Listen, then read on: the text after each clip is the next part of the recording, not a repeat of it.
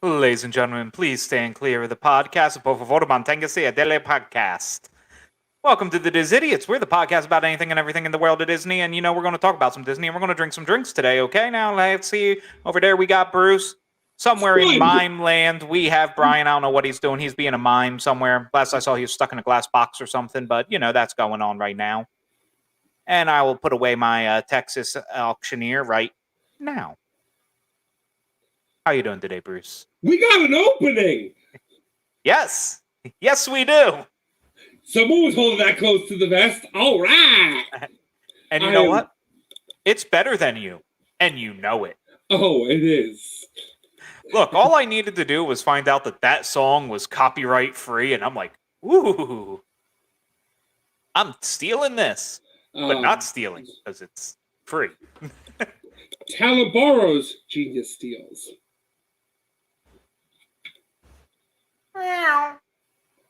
It's just free. You're a genius. You stole it. Talent borrows something, genius steals it. That's fair. I heard Talabaros.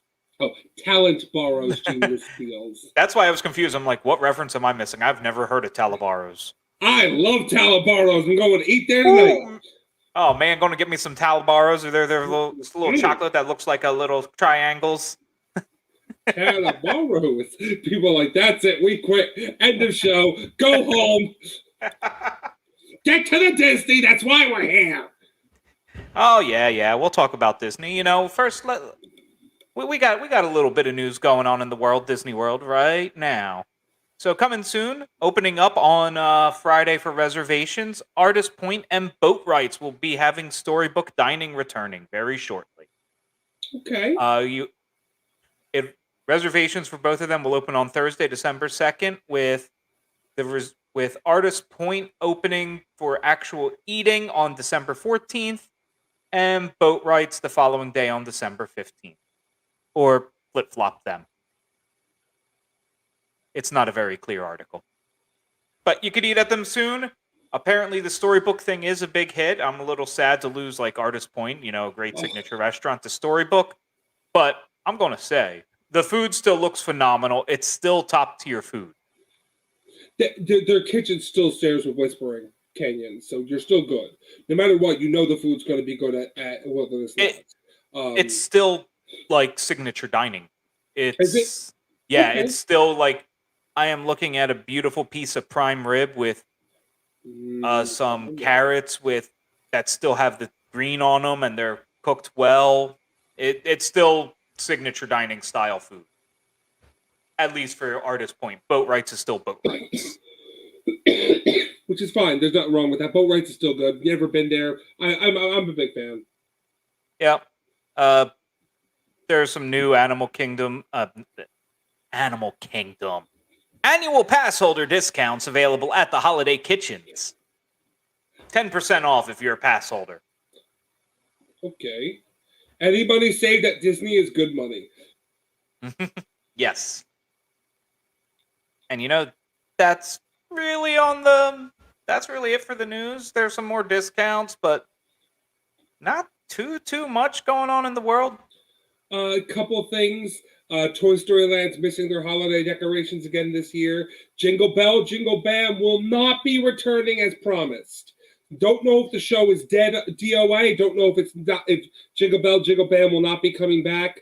But Jingle Bell, Jingle Bam, just love the name, so I'm going to keep saying it, will not be returning to Hollywood Studios again this year. There was a lot of information out there, a little hard to compile with everything coming out.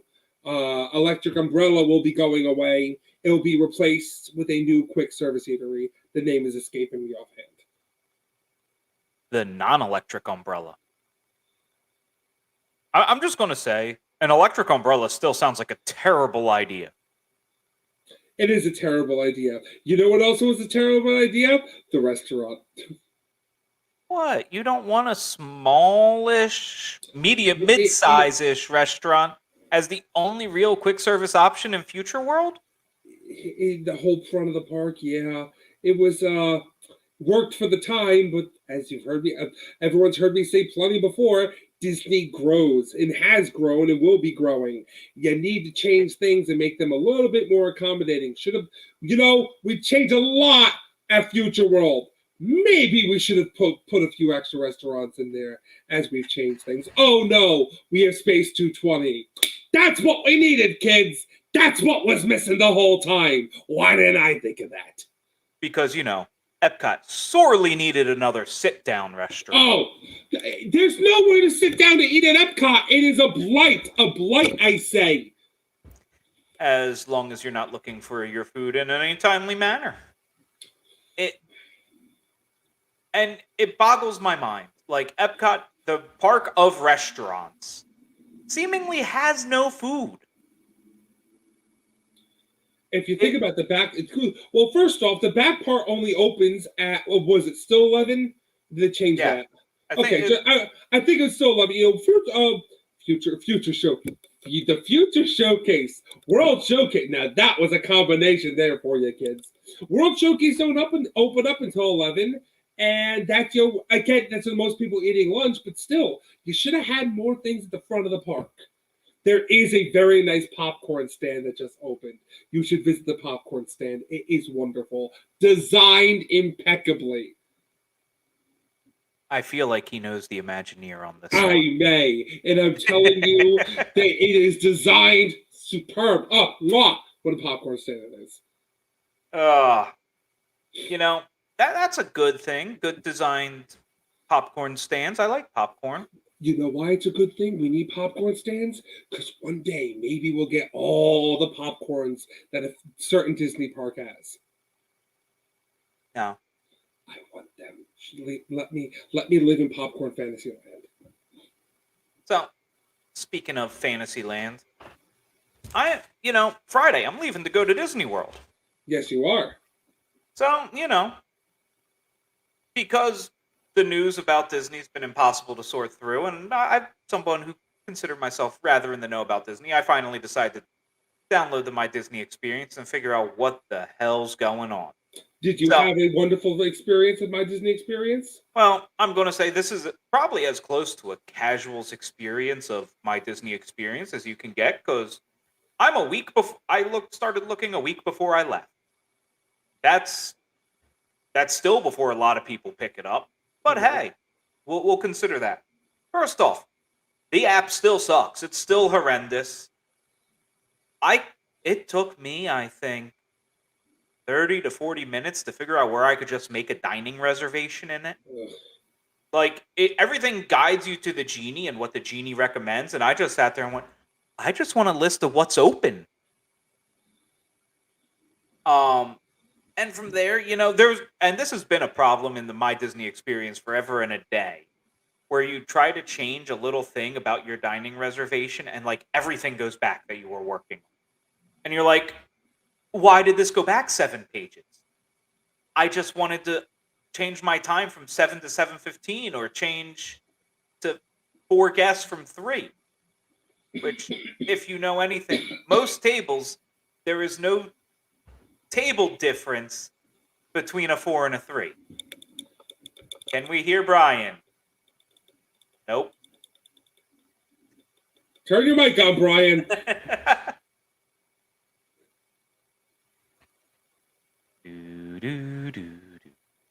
Uh-oh. I see lips.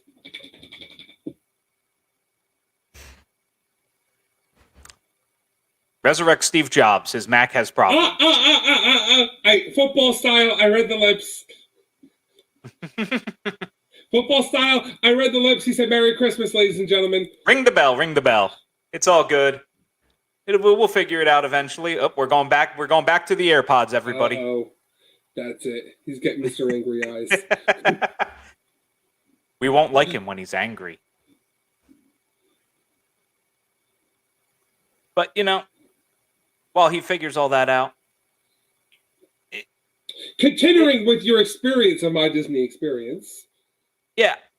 I was looking at, so I'm at Friday. We're at Epcot. I'm like, okay, I'm going to book a dinner reservation at Epcot. I'm not picky. You know how many restaurants had a dinner table in Epcot for Friday? 2. No, 2 would have been generous. 1. There are so many restaurants in Epcot that are normally, you could always count on to have a table.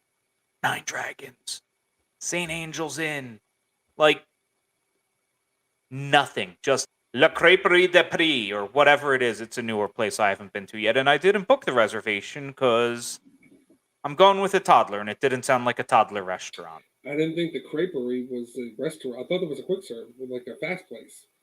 No, it has a full sit-down menu now, apparently. Good for them. Moving on. Yeah. They're going to figure that out over time, and I don't know what's going to happen there. And I can tell you, this problem I had, and it's not a problem, it's almost a benefit in my favor. I can guarantee you it's going to cause a problem during my trip. Well, you can hear me, but... Brian, I can't hear you, buddy. If you're saying, what do you mean? I'm saying I can't hear you. Say something. We can't read your lips with your hands in front of your mouth.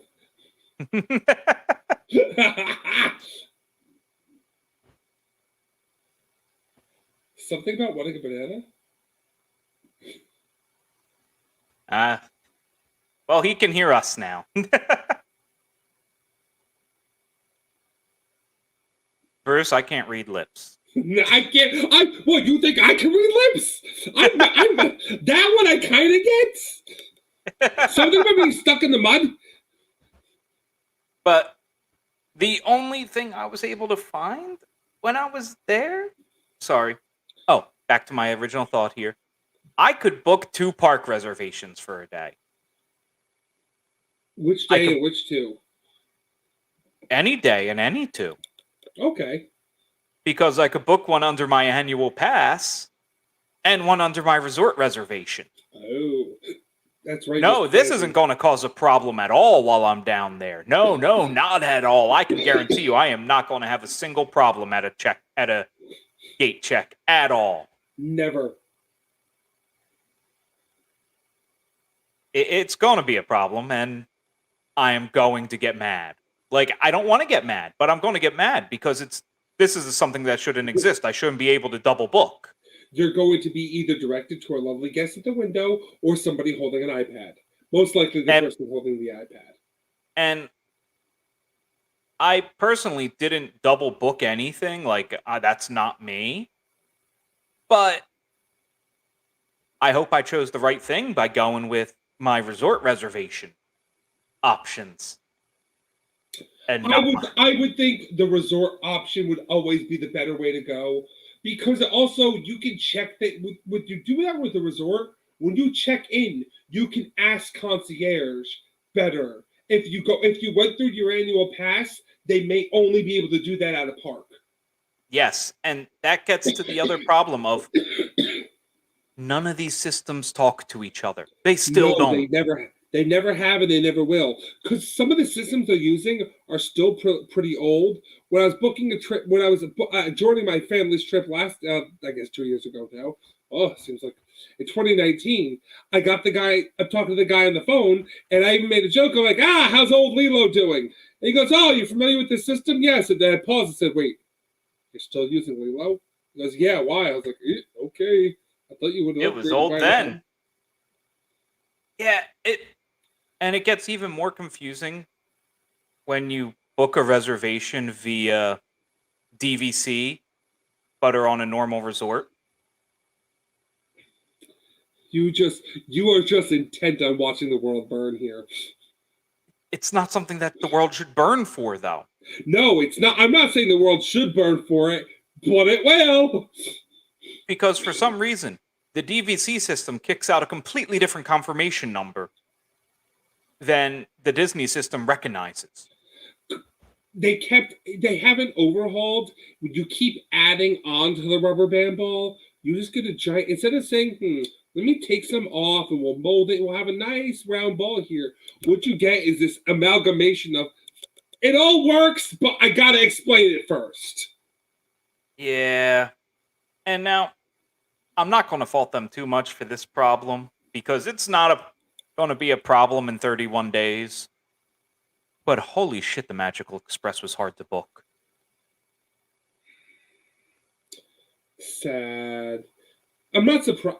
I am surprised a little bit that it was hard to book because, I mean, but I guess the week and everything. Yeah, I like the one website told me to call them. I called them. I got an hour-long hold. And during the little spiel on the hour-long hold, it's like, you can go to our website and book your Magical Express. And I'm like, friggin' where? Tried that. Wasn't there. I was finally able to do it by going through the DVC portal.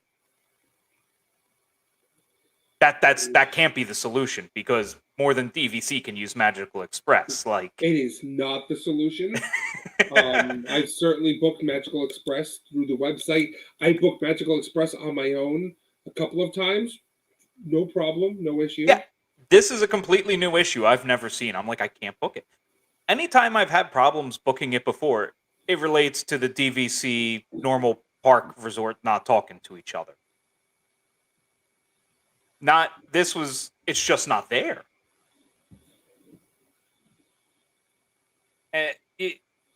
And then when it comes to the restaurants, and I did finally find that list of all the restaurants there were, it was impossible to tell what's open, what's full, and what's gone to wait list only. I'm just surprised at this point. I can understand adding in reservations, but why don't you just have everything waitlist only? I get it. You want to have people prepared, blah, blah, blah, blah, blah, whatever. Just go waitlist only. It would solve the problem, period. Sorry, folks. You'll have your game plan when you get here, or waitlist only. You could start the waitlist first thing in the morning when you get there if that's what they want to do. But just, geez. How? Buddy. Uncalled for. Can you guys hear me now? Yes. Yeah! That works. I'm not sure what happened there. I don't know what happened. It was something with the Bluetooth. I got it figured out. Woohoo! Ladies and gentlemen, Brian has come to the table. Thank you. A wild Brian has appeared. I know. I do, actually. This is the No Shave November / I work outside 12 hours to the point where I got to keep my face warm. So, yes, it is growing in thick. So, but it is nice and smooth. Also, not touching that one. So, yeah. Just, you know what? Good. Sorry. Run me up to speed. What did I miss talking about Magical Express? So, the app is still horrendous because I just started doing all my normal planning. I would have done 60 or 180 days out last Friday. Because, I didn't know what I could do, what I couldn't do. Right. There's only one restaurant that I was able to book in Epcot, so I didn't, for dinner on Friday. Which restaurant? Le Crêperie de Paris or whatever. Oh, that's the new Ratatouille place. Yeah, that was literally the only place that had reservations, and it was a 9 o'clock reservation, and I'm not missing Harmonious. Well, wait, 9 o'clock at night or 9 o'clock in the morning? At night. It wouldn't be open at 9 o'clock in the morning, Brian, unless it's Ackershus. Yeah. Well, wait a minute. That place isn't even open until 11. Just kidding. Actually, Ackershus does open in the morning for breakfast, but I don't think that's true. That's true. I thought France still did because it's right near the International Gateway. France might. Well, and now actually France should be because Ratatouille I think opens up when Park opens. So yeah, that would make sense. Well, they might. I'm just talking about the kitchen and the menu. Ackershus offers breakfast. Historically, they don't have anything. Yeah. Historically, the restaurants in the back do not offer a breakfast type menu. I would think Le Crêperie, even though you can get breakfast crepes, I would think they probably don't have them. Gotcha. It's more just this weird thing of Epcot always had reservations available, Yeah. And I know a lot of restaurants went to day of, wait list only. Cool, whatever. I will work that system. But there's no delineation on the app of what restaurants are doing that, what restaurants are open, which ones are still closed. Yeah. And Okay. like, I just want to know. Yeah. There's certain ones I cannot imagine Beer Garden isn't waitlist, isn't walk up only. If Beer Garden was only reservation, that would blow my mind. It might not be open. Yeah. Well, I don't know. Are they That's a doing? good Are they point. doing the All You Care to Enjoys yet? I forgot. They've moved them to family style. Beer Garden may not be open then. Yeah, because I don't know how you family style that appropriately. That's so sad. By the way, now I want a Beer Garden meal. I'm very I know. happy for it. And as I said, Same here. damn, now I want it. And this may be an issue Brian heard of somewhere, but on any given day I'm there, I could make 2 park reservations now. It would let me make one under my annual pass and make one under my resort reservation. Interesting.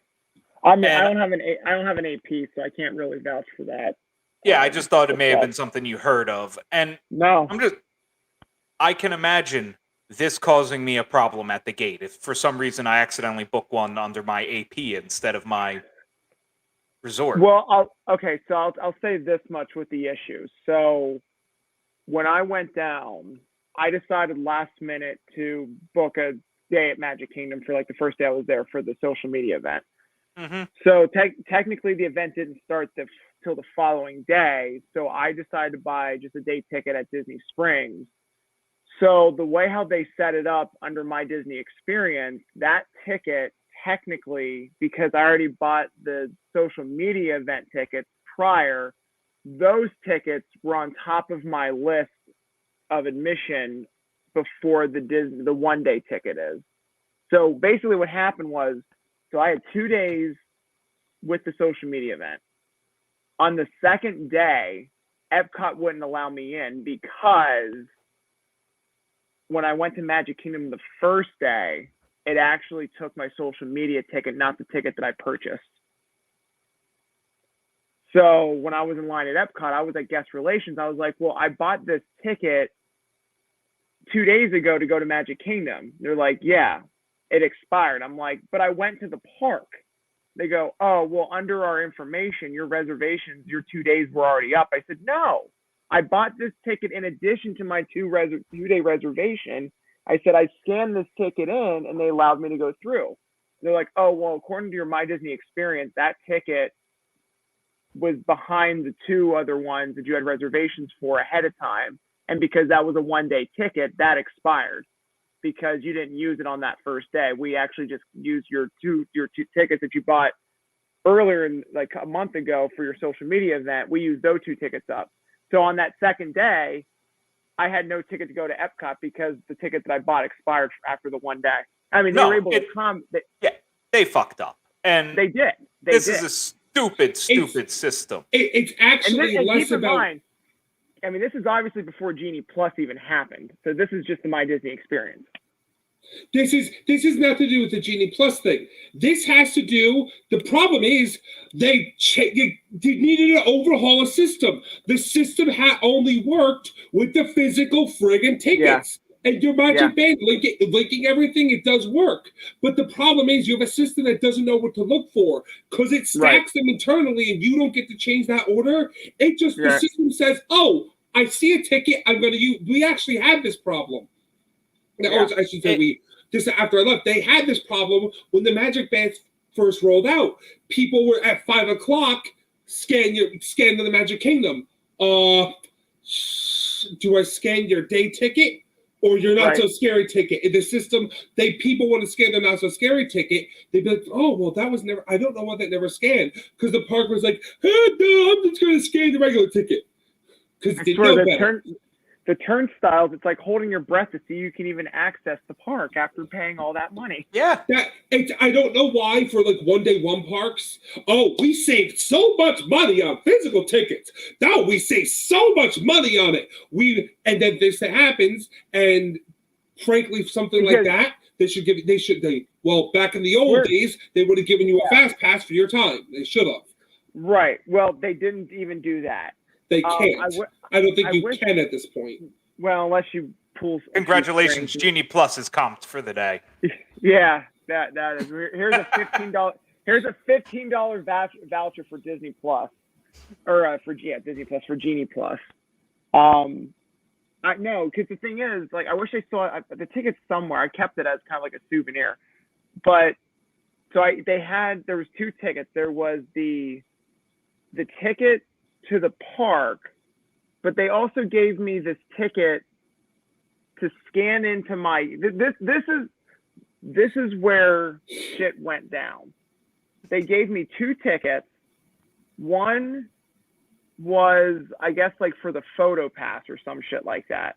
But the second ticket looked like a theme park ticket, but it had a QR code on the back that you scanned in with your phone, and then it links up to your My Disney Experience account. They said, use this ticket at the entry, like and with the phone to scan in, because everything's all touchless now. And that's how the whole thing happened, was that when it scanned it in, it already had my 2-day park hopper already on it, and then this fell behind that. And it's like, there's no way in My Disney Experience for me to actually select and choose which ticket, unless I actually have to go through on the app to find it, to like move it up and assign. It's not supposed to, because again, the system has not changed internally. It's supposed to read the most recent active ticket. The problem I have is that, so we use your 2-day ticket. Okay. It's just technically the second day of a 2-day ticket then. Right, exactly. What? But the way how they were saying it though was that when I checked, so I got down there on, what was it, Monday. I got there Monday, checked into my hotel, went to Disney Springs, bought a 1-day ticket, but because the event didn't start till Tuesday, Disney didn't even register that 1-day ticket. They automatically charged the 2-day ticket. No, I got that. Yeah. So that 1-day ticket expired come Wednesday.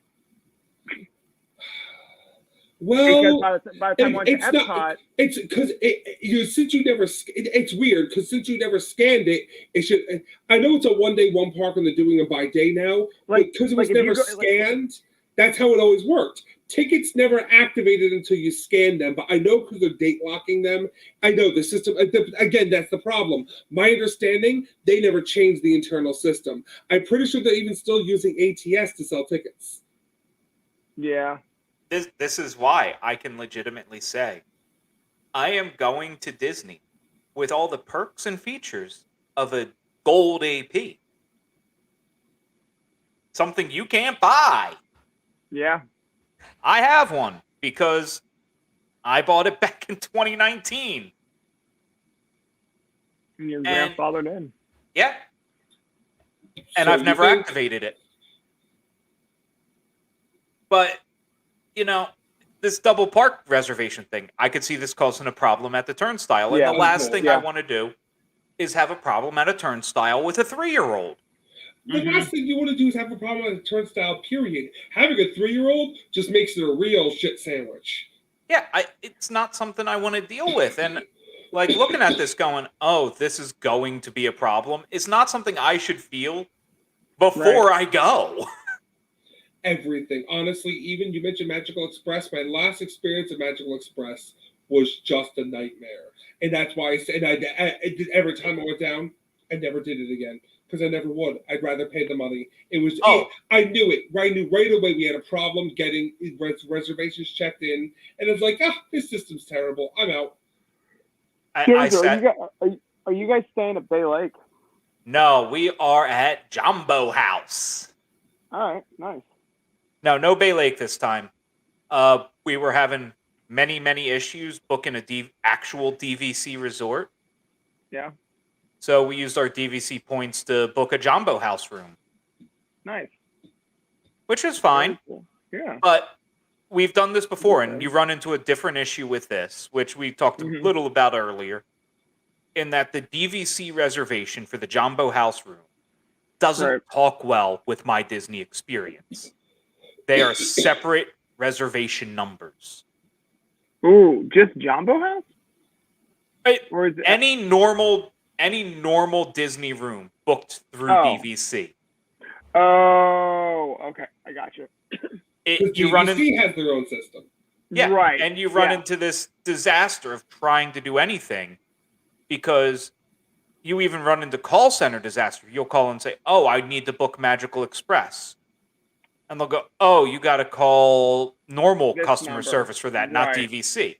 You call them and Right. they go, "Oh, you got to call DVC." Or in this case, I looked online everywhere on the normal Disney website and on my Disney Experience Plus, whatever. And I could not find how to book my Magical Express. I know it's going away in a month, but I was looking where to book it.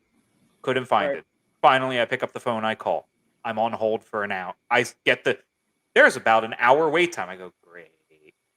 Put in my earbuds, start walking around. During the little spiel they're giving me during all this. And if you're looking to book your Magical Express, you could book it online. And I'm just like, Where? Where can I Yeah. book it? So finally, I sat down on my computer and I poked around some more. And then I went, let's try it. And I logged into my DVC account. There, I could find the landing page to book my Magical Express. Now, the good thing I know is if you show up to Magical Express with an active Disney reservation, whether you booked it or not, you're going to get on a bus to Disney World. Oh yeah, no doubt. Like, Not necessarily easily. not necessarily timely, but you will get on the bus.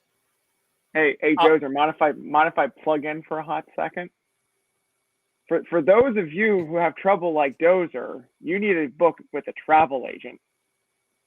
Even with the travel agent, they basically. But I can add the transportation when it comes to all the reservations. Upon booking, you can actually add the transportation onto your total. Yeah, but you shouldn't have to. The fact that we have to make reservations for Magical Express, when you get down there, the lines are long enough already. It should be simple. Again, we take these simple things. It should be, I'm going to, what resort are you going to? This line.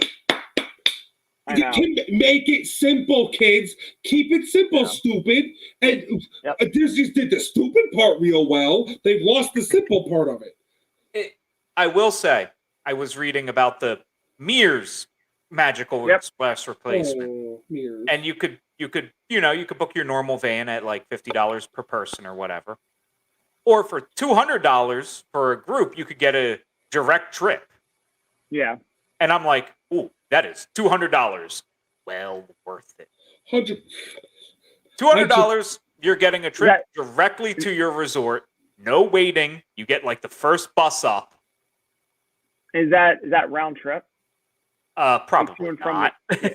Yeah. It's probably not. You're looking, honestly, what was it? It's 50 to 60. The last Port Orleans was 50 or 60 for a cab ride when I did it last time. Look, all I'm going to say is, you know who rejoiced the hell when Magical Express went bye-bye? Every Uber and Lyft driver in the area. Yeah. Everyone, even the cab drivers. Honestly, it's worth the money. Unless you're going at a terrible time for the traffic, which you'd be stuck in the bus anyway. Keep in mind I shouldn't say that. The buses did take a back way in, as long as you're not on I-4, and everyone can do that anyway. Honestly, it was just the easiest. It is the easiest to just screw Magical Express, take any other form of transportation. Well, there's also, they have the quote unquote mini vans. No, they don't. They're bringing them back. I don't know how they sold them all. I did see they are currently unavailable, so I assume they're coming back, but they sold them all.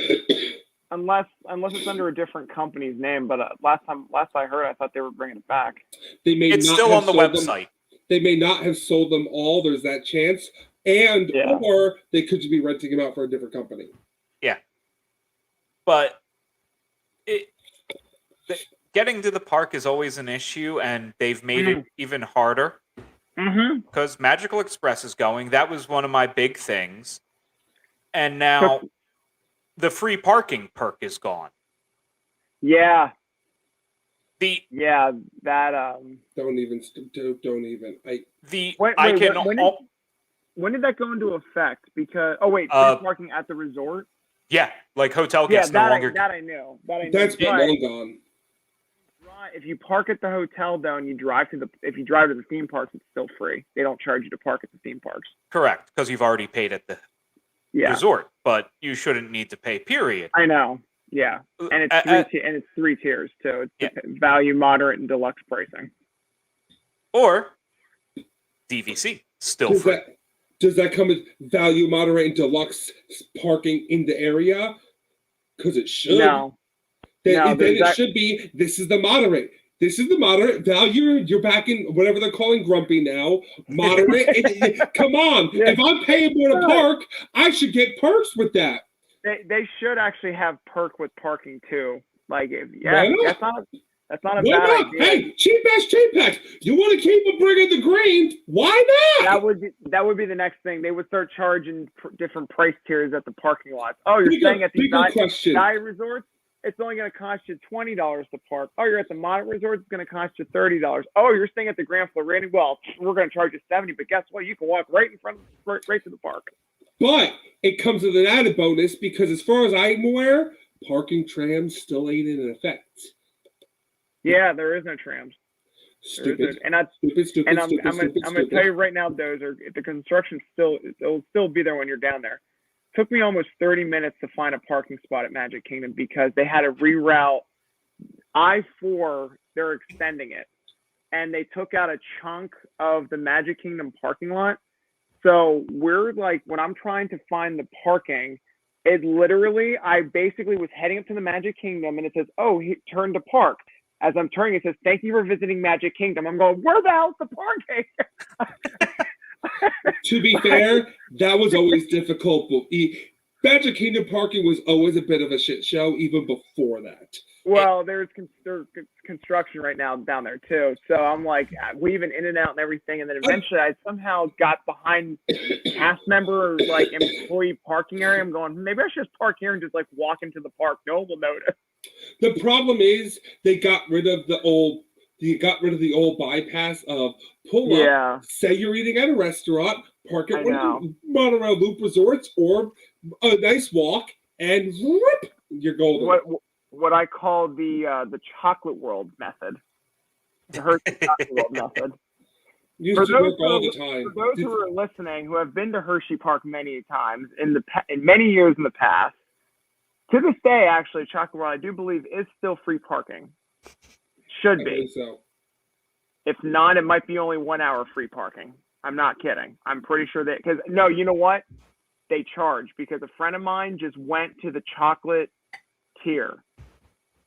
And this is what's messed up about Hershey. You want to talk about robbing Peter to pay Paul. Chocolate tier is a restaurant outside of the theme park in the new little chocolate town or whatever. All right. You can only get to chocolate tier by parking in the general parking for Hershey Park. Like the way how it's set up. So theoretically, well, if it's part of Chocolate Town, that's the first part of the park now. Yeah, but it's not at the main gate to go into the theme park though. It's kind of like it's like where that old German village used to be. But point being is that you can only get into Chocolate Tier restaurant without paying for parking after the park closes, which would be, I don't know, 6, 7 o'clock at night when everyone else is going out to dinner. Hold on. Good luck getting a table. Let me make this a simple solution that they should implement. You bring your parking ticket to the restaurant and they validate it. Like it's actually not a bad idea. Everywhere else in the world that has this problem. I didn't even think about that. That actually makes sense. I didn't think about that. Because when he told me about Chocolate Tier, I was like, didn't you guys park over at Chocolate World? He goes, yeah, they charge you to park over there now too. He goes, it's like a 1 hour, 2 hour max for shopping. Yeah, well, because everyone used to why Disney had to change it. Everyone abused the system, and you have a backlog of park. That's why Disney changed it because of me. Well, what they did now, all that parking is for season pass holders. There's actually a separate, so all that parking now is for season pass holders for Hershey. So I'll never argue season pass holder perks.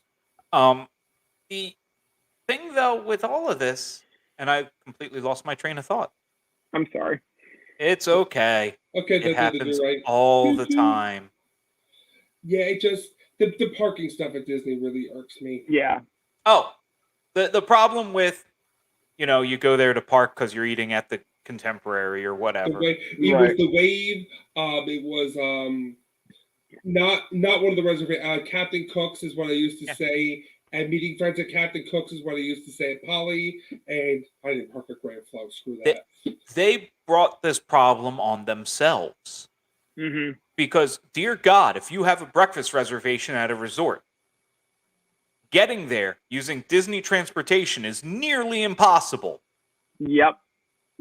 This is a problem now they you have brought to on actually themselves. Have the reservation. In the past, you didn't. I know, but I'm still saying it's a problem they brought on themselves. I'm one of the culprits. There's a reason now you need to have your hotel cream or wristband or anything to use some of the pools. You're welcome. I helped ruin that. I knew it. It was your fault, Bruce. It was. Absolutely. It was. I was one of the. I helped. Why did you go? Why'd you go skinny dipping in the Stormaway Bay? I went into that sand bottom. We would go into that sand bottom pool all the time. We're going to Peaches and Cream. Oh yeah, no problem. We're going to Captain. Oh, we're going here. No problem. We're going to the captain's quarters. Oh, okay, no problem. Come on in. Right in the pool. And this is why I have to pay $10 for a spork at Galaxy's Edge. Yes, it is. You're welcome. You're welcome. But at least with $10 spork, it comes with a little souvenir goodie bag to go with it. So. But I had fun. Yes, you did. It's all about ME. My enjoyment. This moment brought to you by The Simpsons. Ride the Walrus. My dog is snoring loud right now. I appreciate that. I can hear him through the headset. I can't hear him. So, right. You have all these stupid issues they bring on themselves. Yeah. And they don't fix them. They don't even attempt to come up with solutions to fix anything. Just like in the parks, they're not even attempting to fix the overcrowding issue. Well, we're going to add more things in. We're not going to build a bigger capacity or fix anything, but we're going to add things. That's good, right? We'll add another Navi River Rapids non-rapid ride. Capacity of 7 people an hour. How's the best way to regulate this? We're going to try to keep people in line, standby only. Oh, this will work out great. How can we get more money out of them? Fast pass! GD plus everything. When you add a plus to it, you just have to add more money. Plus and lightning lane. I have faith in lightning. I still have some faith. I think it's still priced a little too cheaply. Because for it to work, you can't have everybody use it. That's the simple solution. Yeah. And that's supposed to be the answer, because it's supposed to be, the people who are going once in a lifetime will obviously pay for this. Sure. Even this NGD Plus, they're going so fast. Slinky Dog Dash should not be out of the times available at 7:01 a.m. This is ridiculous. And then, the lightning lanes are available for the major attractions. Lightning lanes are gone. Yeah. I agree with you. They're priced too low.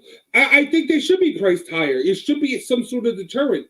Or make it very limited availability, and you have to walk up to buy it. You can't do it online. You have to walk up to a kiosk in the park day of with your whole party there. Well, do you think? Let me ask you this: do you think it would be, because if you look at Disneyland Paris, they went individual rides, all have their own separate fast pass price point. It's not this flat rate of $15. You get everything. Oh, it should be dynamic. Like it's like the whole A through E ticket attractions like when the park first opened. Like, if they wanted to charge people for fast passes, do you think they should just do all rides with an individual fast pass, and they look at the different attractions by saying, Yes. this fast pass is this price, this fast pass is this price? That's how I thought they were doing it. That's when we first talked about this. That's the only way this system could work. They took, like I said, you've heard me say, people are tired of me saying this. They've taken a broken system and somehow made it worse. Worse, yeah. What they need to do, if you're going to do the lightning lanes, you buy the Genie Plus. Right. That price needs to be the price of a daily ticket. Or it needs to be 100% upcharge.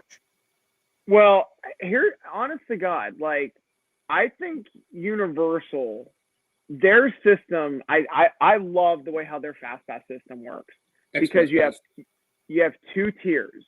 You have the one tier, which is basically, I think it's $79.99, and you get access to all the attractions, but you only get one fast pass per attraction. And then the upcharge, I think, is $100 per person, where it's unlimited, where you can go on as many times as you want in the fast pass line. They also started doing dynamic pricing. It depends on when you go crowd. Yeah. Okay. Again, my express pass, I know, but I only buy it for Horror Nights, but that's how it works for Horror Nights. Horror Nights, it's one per house per night, unlimited on the attractions. But it's dynamic. Saturday, you're looking at spending, like those because of it. I see what you mean. Because of it's dynamic depending on the season. Yeah, it's dynamic. Again, however, the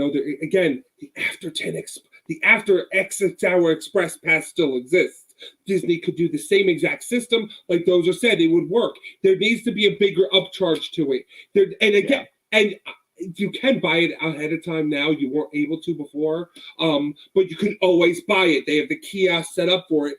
Disney could do the same thing. I know Disney operates differently. It's harder with more parks and everything. But I agree 100%. This should be a lot more expensive. Not all you did is take Fast Pass Plus, got rid of the reservation aspect, and made it pay for. That's all you did. With Genie Plus. Now, I'm like, again, when we talk, folks, Genie Plus is all the attractions. Lightning Lane is the upcharge. Right. But they have fixed some of the problems with the paper Fast Pass and fixed the problems with Fast Pass Plus. So Fast Pass Plus was a disaster because it really favored a system that is supposed to favor the once-in-a-lifetime guests. Right. Actually favored the people who go every day. It favored... You're talking about Fast Pass Plus. Yes. It favored the people who are there all the time. Correct. That know how to game the system. Right. Paper Fast Passes was a completely equitable system and included a little bit of leeway for ride ops. Should the ride break down, they could just take tickets out of the stack. Right. Should the number system not be working, they could just rip them out. So it worked in that aspect. And then it fixes that, but it also fixes the problem of, you have to run to Space Mountain to get a Fast Pass for 6 hours later.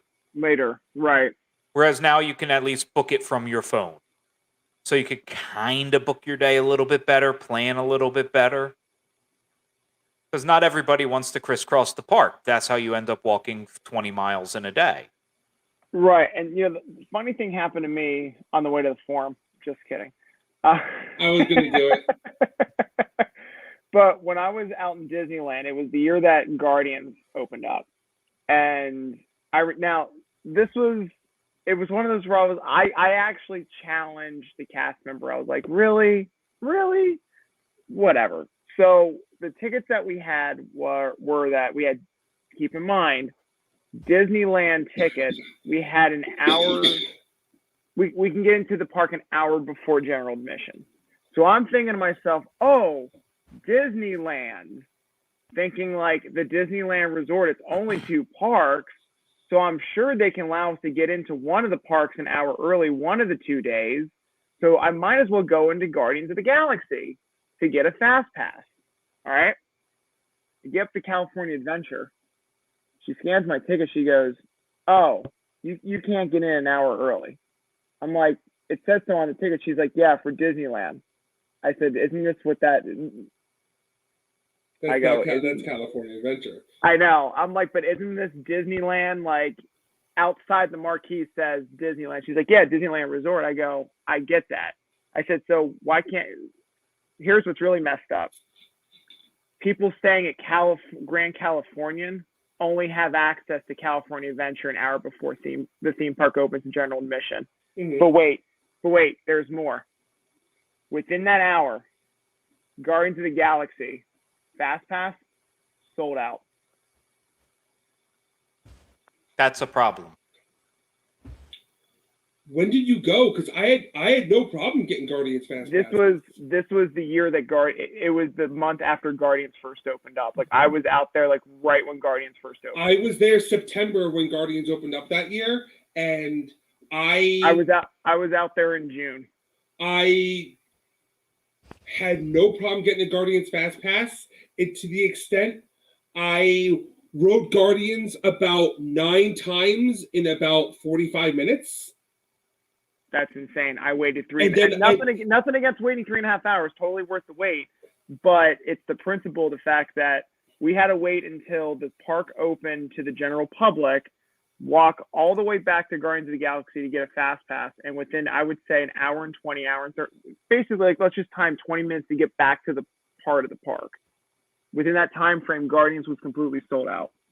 So I had to wait 3.5 hours.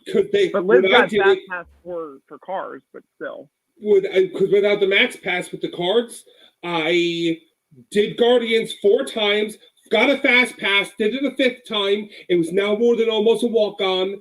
My Fast Pass was ready. I did Guardians, got another Fast Pass. I mean, Right. It was race day that day. Yeah. But I did. Then Cars was closed. I went over. What else am I going to do right now? I waited 30 minutes until Midway Mania. I came back. Cars was open. 70-minute wait. No one in the single rider line. I did Cars about 9 times in about 20 minutes. That's the way to do it, honestly. Cars, definitely single rider line. But the single rider only really worked because everyone else, because they were closed. There were no one in the single rider. I walked up, and I didn't wait. I walked up, got on, walked up, got on, walked up, got on. That sounds like you with Indiana Jones. Good to see you here, Susan. We did a bunch on Indy the day before, but yeah, that's why I'm shocked to hear that, because it's like, I had no problem with Guardians. In fact, I felt bad. My buddy hadn't ridden it yet, and he's like, "Have you gone on it?" I'm like, "No, we sit down to get on." He goes, "I'm excited." I'm like, "Oh my, I hope I get the and I say something. He goes, "How many times have you done this?" I'm like, "Shut up, no reason. 9, let's go." Absolutely. Yes, you should. So, young opiate, get drunk tonight with us. Yeah. You know what? When in Rome, I'm going to grab myself. Oh, actually, yes. I got to show you guys.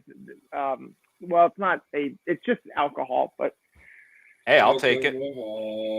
Alcohol. It makes the world go round. You know, it's that holiday season, so.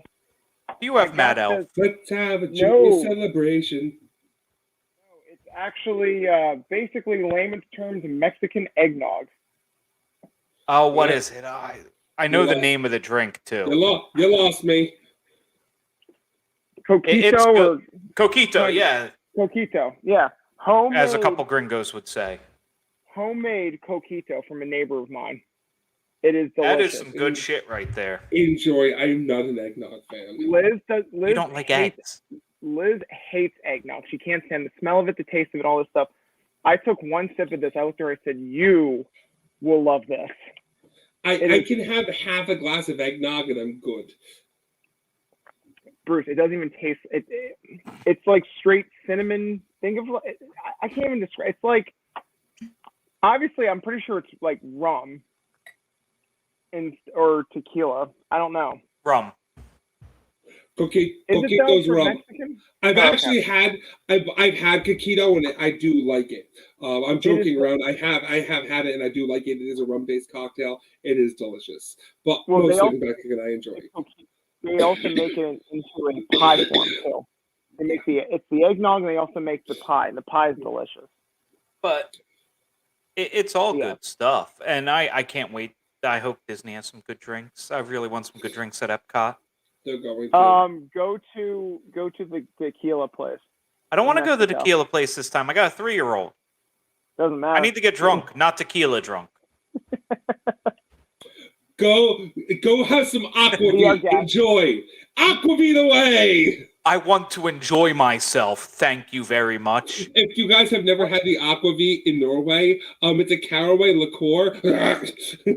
Joseph, we drink it. I drink mine first. Joseph looks at me. I'm pretty sure I was convulsing against the wall. How was it? It's wonderful. Try it. If you're going to drink your way around the world, try it with liquor. It's a way different experience. Oh, yes, it is. You're way less bloated. You got that going for you.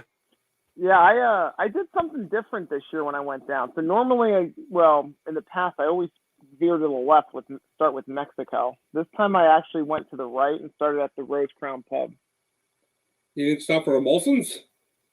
What's that? You didn't stop for emulsions first? You skipped Canada. Oh, yeah, Canada. Well, no. So I'm telling Wayne Gretzky on you. I didn't have a beer in Canada. I did, however, have the delicious maple syrup shot. Where was that? Oh, that's just a joke back from old WDW today. Yes, it does. Okay. I got it. I missed that one. Anyway, where was I? Oh, I had a 4-ounce filet tip with mushrooms and this some sort of like I'm just gonna call it yum sauce. It reminded me of the stuff from like a hibachi place, but it was in the Canada Pavilion. It was a 4-ounce. Oh, so good. So I went to the Rose Crown Pub and still doesn't count as a drink, but go on. What's that? Still doesn't count as a drink. Continue. I know, but still, it smelled amazing. I had to stop at it. It was first thing in the morning. I was hungry. I had a snake bite. I had a couple of snake bites there, and they were delicious. It's all about the cider and black for me at the Rose and Crown with the split. Oh, I love the cider and black. And if you can actually get into the pub, I always got to have me a sonic screwdriver. Sonic screwdriver, cider and black. I love to sit down and have a quick split bulldog, though. Note to self. You cannot sit at the Crown Pub right now. It's only walk in and then take drinks out with you only. Are they serving food at least? Nope. No split bulldog? Then what's the point of going? Trip canceled. If I can take it out, I'm fine. It might be on the other side of the building. But I know the entrance that we walked to in the pub, it was just the bar. You had to go up, order your drink, and then it was like in one way, out the other end. Yeah. For those who have never been in, it's also room for 8 people in there when you are allowed to be in. True. But I think if the restaurant is open, it's probably on the other side then, or something like that. The restaurant's on the other side. No, the restaurant, the seating for the restaurant's always been on the other side. Yeah. I don't remember people sitting there though. That's the thing. I think they had all the tables and chairs roped off and closed. Like I don't recall the restaurant being open. It may not be open. It may not be open till later. That's one that did not usually open for lunch. That might, I think you're right. That might only be a dinner thing. I'll let you know. Please let us know. This is why as best I can let you know. I will let you know when I am there. And it's amazing, like how much this theme park's changed between, because I was there in September, and now when you leaving? Friday. Yeah, and I'm sure everything's gonna be changed from when I was there. Yeah. We're having this conversation, folks. So you're aware. Part of our podcast tonight is we're gonna have pre-trip thoughts and ideas and questions, and then Joseph's gonna come back and regale us with actual post-trip details. Yeah, and instead of what grinds Bruce's gears is what grinds Dozer's gears. Yeah, about Disney. I will find out what is actually open for these restaurants, because I still don't know what's open for food in Epcot. Which is insane. The fact there's only one restaurant I could make a reservation for tells me everything I need to know, because Nine Dragons doesn't have a reservation. Nine Dragons always has a reservation. No one wants to eat there. It's overpriced Chinese food. At least it's not Spice Road table. The one thing I noticed, Dozer, when I was there, because I had trouble too finding reservations for like sit down and all this stuff. Honestly, just walk up, because now it all depends on the week that you're there too, depending on the crowd situation. I was fortunate when I was there; the crowds were at a very, very minimal, so getting a table for like 2 or 3 of us, or even 4 of us, wasn't that hard. Maybe like 15-20 minute wait. I'm torn. I don't know what the crowds will be. I do know historically, this is one of the slowest weeks of the year, if not the slowest. It's right after the holiday. I know a lot of people that happen to be there this week, but a lot of the people I know, one of them's another travel agent, and the other 2 of them are big Disney buffs. So they probably also know it's the slowest week of the year. Right. So I can't say that them going is indicative that there's going to be a lot of people there, but it very well may be, because oftentimes I don't know anyone going to Disney World when I'm going. The holiday was rather big. Thanksgiving was large for Thanksgiving. Like, it was actually, I don't know if they phased, as far as I can tell, with the park system, with the reservation system. They aren't phasing anymore. They don't have to, because they know they should theoretically know how many people are coming in on the day. So phasing is out of the question. But I do know they were all the parks in Florida were very crowded for Thanksgiving this year. More than historically some other years. Yeah, I've always remembered. I remember because I was down there for high school. We did the Thanksgiving Day parade down Main Street. Really cool experience and all that fun stuff. But I do remember, the crowds were pretty ridiculous. But this year in particular, my understanding is they were very crowded. But I don't know. I don't think this week will be nearly as bad. I think the bigger question on the phasing, because I noticed this when I booked my reservations for the parks, the technology is there to give you an entrance time. Right now, every reservation I've seen, at least for my trip, says open to close. I could go in. My entrance could be any time between there. Are you talking about like dining reservations? No, your park reservation. I mentioned phasing, because but it's less about the time you're able to enter the park. They can control the number of tickets being sold. So theoretically, they can say, "Hey, we're never going to have to phase because our number of tickets aren't even at phase 1. We're good." Right. I wonder how that will affect when, you can book these reservations fairly far out. How that affects priority. It affects priority in the sense that the same way it always did, it's probably going to be one day, if you, like, Brian, I bought a ticket that morning of, you're the first person denied. Then it's probably going to be, I'm a resort guest, I'm an annual pass holder, that kind of thing. That's how they've always done it in the past. But again, I don't think they'll need to until they're selling tickets near the maximum capacity. I don't know how much they're selling at, but the last I heard, I don't think it was even 50%. I'll take less than 50%. Yeah, the last, because what they were trying to do for the 50th is actually make it 50% capacity. Yeah, and then, even still, 50% capacity is, I want to say they don't start phasing till 75. It's been a while. I want to say that 70 to 75 is sticking out to me as, hey, phase 1's about to hit. Because, again, they want to try to stop the flow before you start, as you're now going to crawl to the 100. But again, with 50%, I don't see how you could possibly phase. I just don't. I don't think that's going to be too big of an issue, but I'm just curious what they would do when they get to that point with reservations.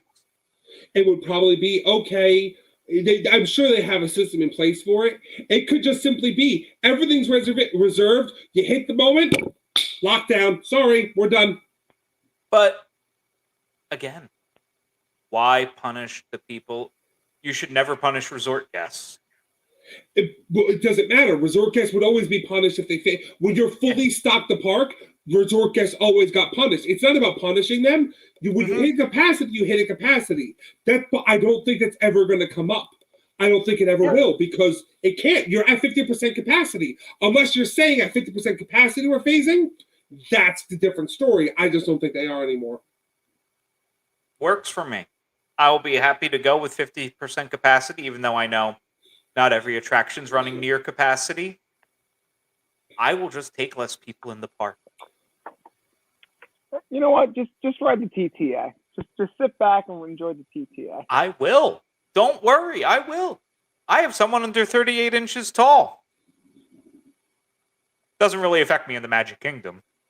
So what's this carnival that your daughter wants to go to? Oh, just a carnival. Technically, if I listened to her correctly saying what she wanted to ride, she wanted to go back to, what's the name? The one pier in Ocean City, Jersey. Maury? No, Maury's is Wildwood. It's like the Funland Pier or something. Oh, yeah. I know what you're talking about. Can we go to the carnival with the roller coaster? Because she rode some crappy dragon roller coaster that she wasn't tall enough for, but Jersey ride ops that aren't paid anything don't care about. I think the height limit for that was 40 inches, and my 36-inch tall daughter just walked right on, and no one gave a shit. She paid her tickets. What do they care? Liz, I'm sorry, Desert. What is your daughter's name? Arabella. I knew it started with an A. She asked me. She's like, "What's their name?" I'm like, I want to say it's like Adeline or Addison. Come on, dude. This was your one chance to tell him your daughter's name was Abracadabra. He had no choice but to believe you. No, it's Arabella. Purely because, and we wanted to shorten it to Bella, but we didn't want the name to be Bella. Isabella is way too popular of a name. That's a top 10 name right now. No, thank you. I like the name Arabella. I like that.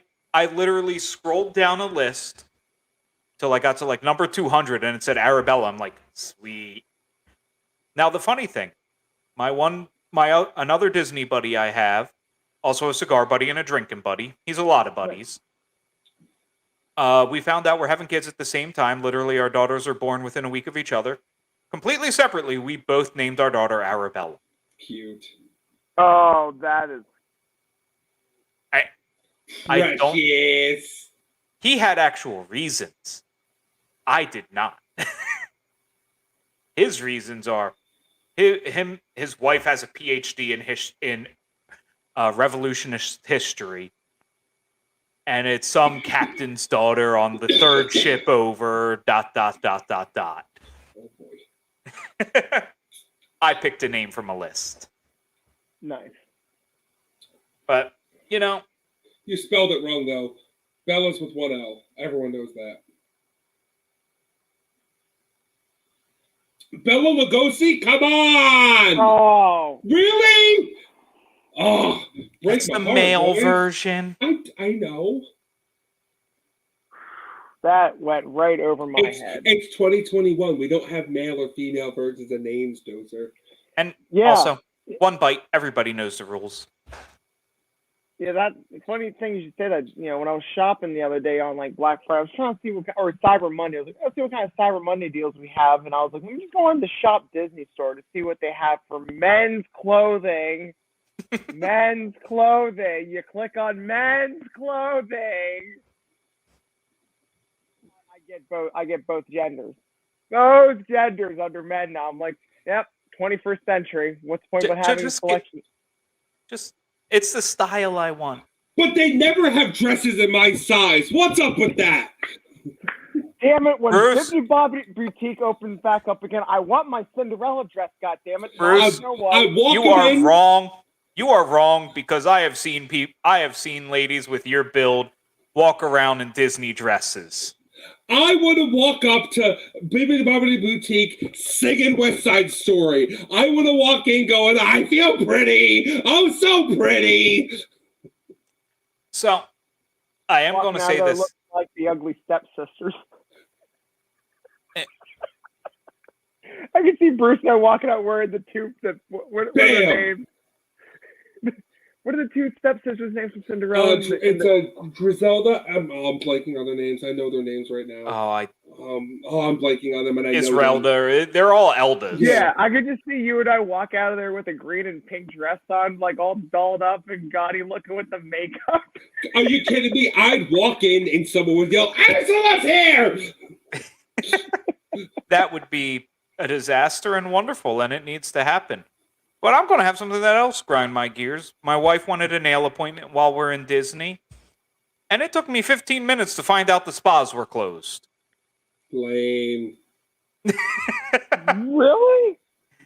It was buried down in the bottom of the page, and I'm like, why is this all the way down here? Why isn't that at the top of the page? Sorry, folks, spa. Sorry, folks, spa's closed now. Don't try to sell me on the spas. Just say they're closed temporarily at the top. For God's sakes, you make me look at this like entire page of warnings and disclaimers every page I go onto on the Disney website that I have to scroll through. All right, then answer me this question then. To think, all right, so if the spas are closed, why are you then charging a premium for some of these resorts that include a spa? Because the premium's always there. Yeah. The premium's not for the spa. The spa's an upcharge. You always pay for the spa. That's true, yeah. It's not. They don't get a discount. That's true. Just because if the pool's closed at a resort, you don't get a discount. You're not paying for the pool. The pool's the extra amenity. True. Okay. Valid. Purely because I don't know and I got to pack in a day or two. Are the pools open? Yeah. Cool. I can pack a swimsuit. That's all I needed to know. Now, granted, I didn't swim in the pool at Old Key West when I was down there. And I did also leave at like 9 in the morning, so no one was swimming in the pool. But I'm pretty sure the pools are open because Blizzard Beach is open. Well, so why wouldn't the pools be open? Lifeguard.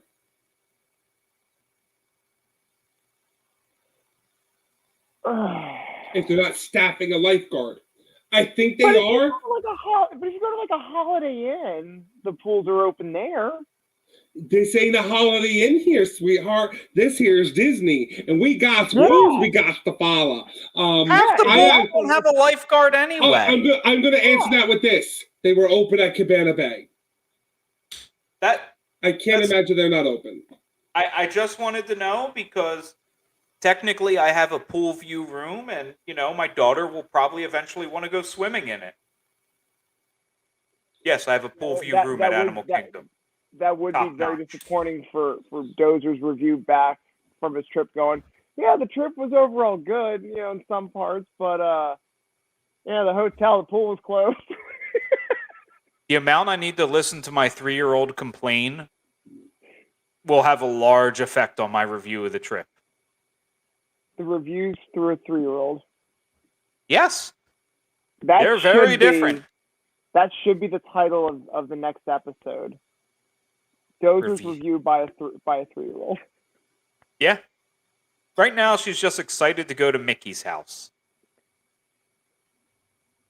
I'm not bothering telling her it's technically his vacation destination. His house is in California. I'm not breaking that magic. It could be his house. The house he sold to the circus? Was there at Mickey's Toontown Fair. Yes, I told many people when I was down there, they were building that, and it was under renovation. When many a kid walked up to me and asked me about Mickey's house, I simply said, listen, Mickey understood times are tough. He understood that around here, so he felt bad. He had 2 homes, so he sold his home to Dumbo and Casey Jr. in the circus, so they'd have a place to go. So he has his home in California. He sold it because Mickey's that kind of altruistic guy. That's an awesome backstory. Bam! And literally, when my manager hears me spin, it's the first time, just hears me just rattle it off. She goes, wow, where'd you come up? She goes, when did you come up with that one? I looked at her and said, just now. Well, that is a lot better than Prince Charming's cable. Prince Charming's cable? If a kid asks about Tinkerbell's line. Oh. Prince Charming wanted cable. I got one. I have a woman I have a family grilling me at the tip board, which unfortunately doesn't exist. Grilling me, and they're going on, and they're asking. I'm holding my own. I'm doing great. The castle show starts, and this mother smiles, pushes the kid to the side. Okay, we just saw Mickey up at Town Square. How could he be over here at the castle right now? And I just look at it and go, mouse holes, duh. The woman looked at me and daggers in her eyes. She thought she had me. She just looked at me. Oh, is that how? And just turned, grabbed her family, and walked away. Also, and she saw Mickey the magician. Mm-hmm. That's true. But He's a magician. But I was just going to say, if she was going to challenge you, Bruce, next thing be like, you don't believe me. They're actually, the tunnel's underneath you right now. There's no holes. That's how Mickey travels so fast. Ba-boom! He's not in the show the whole time. But I do like the whole story with Dumbo. That was good. That was really, really good. I'm like the Grinch. I can think of a line and I think it up quick. Yeah, I like that. Also, what a dick trying to stump a cast member. Oh, they do that. They used to. I know. I hate legends all the time. Why would they do that? That was the other thing I was going to ask. Why do you do that to cast members? Because they want to break the magic so they could go complain at guest services and they also want to prove I know more. I want to prove I know more about Disney than you. I'm a bigger fan. That's why when you were a cat, they would grill you on, Walt's date of birth, where was he born, Walt's date of death, blah blah blah blah blah blah blah blah blah. The simple question of, okay, name all 7 dwarfs. Well, and see, I don't mind challenging a cast member. I do. Why? No, hear me out. I'm not trying to see how much knowledge they know. I want to see if they don't know, not to the sense of Mickey Mouse and what we just saw him here. Legit questions about the history of Walt Disney, or even something to do with the theme park and. It's not that I'm trying to see if they don't know an answer. I just want to know if I want to get someone going wow, that's a really good question. Let me see if I can find someone that might know that answer. The answer is, I don't know, but I'll find out. That's the answer. Yeah. If it's a legit question, okay. But 99.9% of these people, it's never a legit question. It's somebody that watches a podcast like ours with a hard-on for Disney facts that want to prove they know more than somebody who's paid minimum wage. Yeah, it's true. It's totally a superiority complex. Pause for a second. Pools are open at Jumbo House. That's what I was doing this whole time. There you go. Thank you. There you go. So, you're welcome. I was like, I'll get there. Just give me a moment. But yeah, people just. I don't know if it's still that way, but people are just so messed up with they have to want to know more. I'm a true Disney fan. And also people just like to. Some people have nothing better to do than just grill you. Well, I also want to know more from so we did the Keys to the Kingdom. No, Marceline, Missouri, the abridged version. Marceline, the Magic Kingdom. Marceline is in Missouri. So that'd be a very short tour. It's Marceline to the Magic Kingdom was the name of the tour. That's what I meant. Keys to the Kingdom was the big one. Marceline the Magic Kingdom was the one just in the morning. No, Keys to the Kingdom's the mid-sized one. Mm-hmm. Oh yeah. Whatever didn't include, it was only 3.5 hours. It wasn't a full day. It was 3.5 hours. We did 3 rides. Just in the morning. Yeah. We didn't do the Utilidor, but they just took us behind the scenes of Haunted Mansion and basically touching. There was a moment where you can touch Small World and Haunted Mansion at the same time because that's how short of a distance is between the 2 buildings. So the thing though, I was trying to ask more, not how do I describe it? I was trying to ask her more because it seemed like she knew a lot of stuff that I didn't know about. And I was asking a lot of whys and hows and when. Tour guides are different. Yeah. But she's still a cast member, though. One, she don't have to know. Yeah, but you're in a different capacity at the moment. One, she don't have to know. 2, she may not be able to tell you. Sometimes, again, our purpose of this tour is about this. You know, okay, that's great, but she also has a set tour to do. You can ask questions off of that, but sometimes they have a set tour to do. You gotta hit the beats, boom, boom, boom, keep it going. Well, no, but it's like in between, like while we're walking from point A to point B. Like again, before... still, you might be asking things they can't talk about. They have a that makes sense. They have a rule book of like, hey, if a guest asks, listen. Tour guides are funny like that because I got caught by a tour a couple of times and embarrassed by a tour. I'll never forget Mel catching. I see at the last moment I see her coming, shirt vest open, shirt half untucked, red vine hanging out of my mouth, phone in my hand, checking football scores. And I just see her and I'm like, oh crud! I'm trying to real quick put myself together, and the tour comes in front of me, and then she goes, "Folks, all together, hello, Bruce." I'm like, oh, what do we say to him? I'm gonna kill you. Fish are friends, not food. And I'm smiling. I'm gonna kill you. She sees me later. She goes, someone wasn't stage ready when they came up from underground, were they? I'm like, you caught me. Are you happy with yourself? Very. She was a sweetheart. Awesome girl. I will say I did have one moment where I asked a question that was a little bit beyond the scope of the tour, but I was happy to get the answer. And that was about the old wedding ring at Haunted Mansion.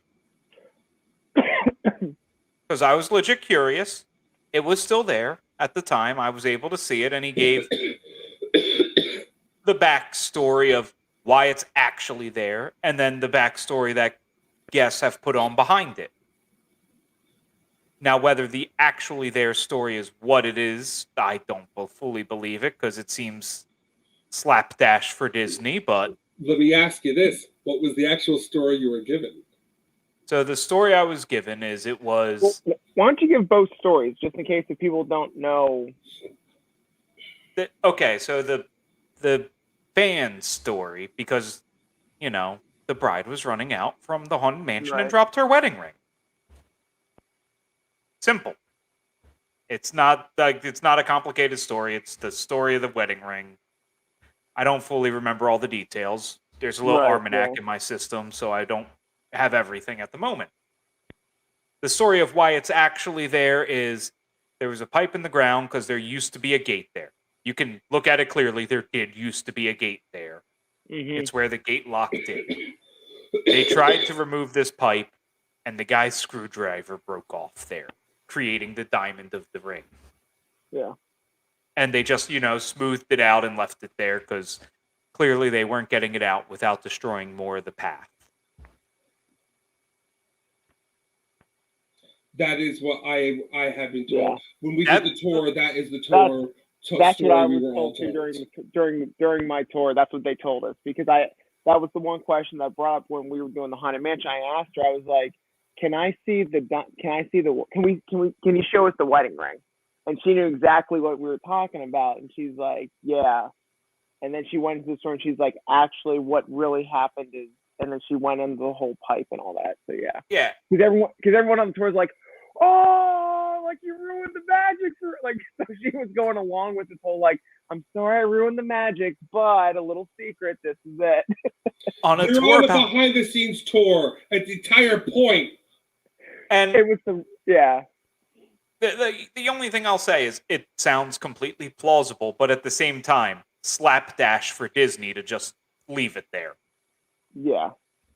There's more to it. I do forget the reason it had to be left there. There was a specific reason. Yeah, again, it just sounds for the park about the attention to detail and removing everything, making everything perfect. We repaint the poles every 2 nights. So, how do they explain the hidden Mickey? Was it earring in Adventureland? Isn't it an earring on the floor? I don't know. Depends if it was an intended hidden Mickey or not.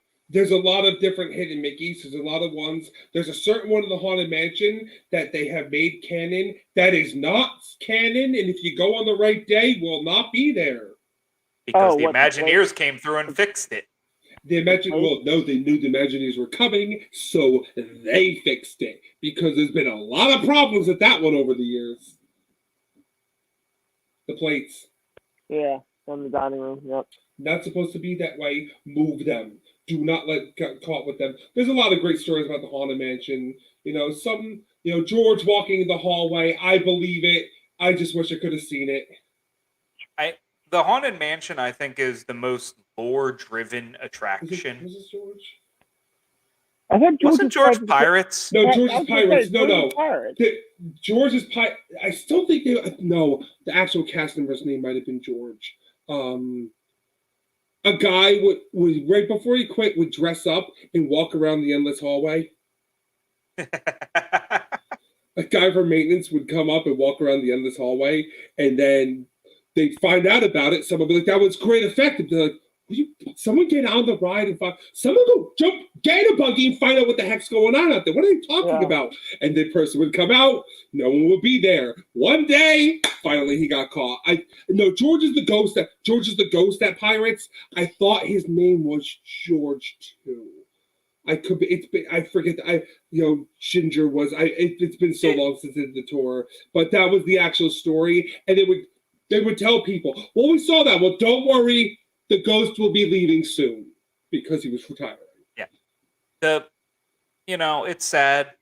The more mouse stories by Jim Corcus are great books, but they all focus on Disneyland. There are no real good lore stories for Disney World that have been published. They exist, but one day.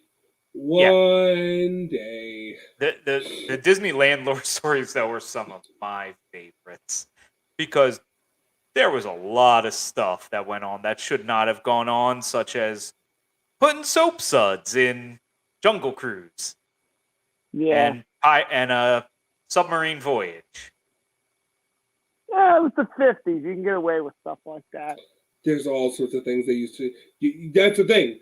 They're just not published for the world, but hey, all exists. I mean, this is like the same generation in science class. They're like, "Here, kids, here's some mercury. Go play with it like Play-Doh." You didn't have that in your school?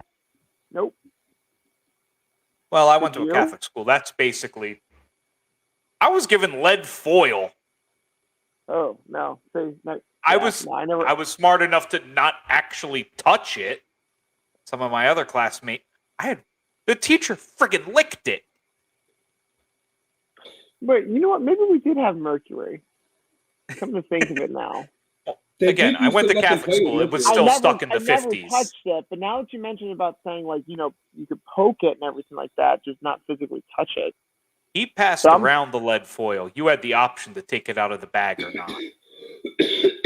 Man, I don't remember that then. Yeah. The lead foil was weird because it looked like a small roll of tinfoil, but that thing was heavy as hell. Oh, yeah, it's lead. Yeah, we definitely had some. Yeah.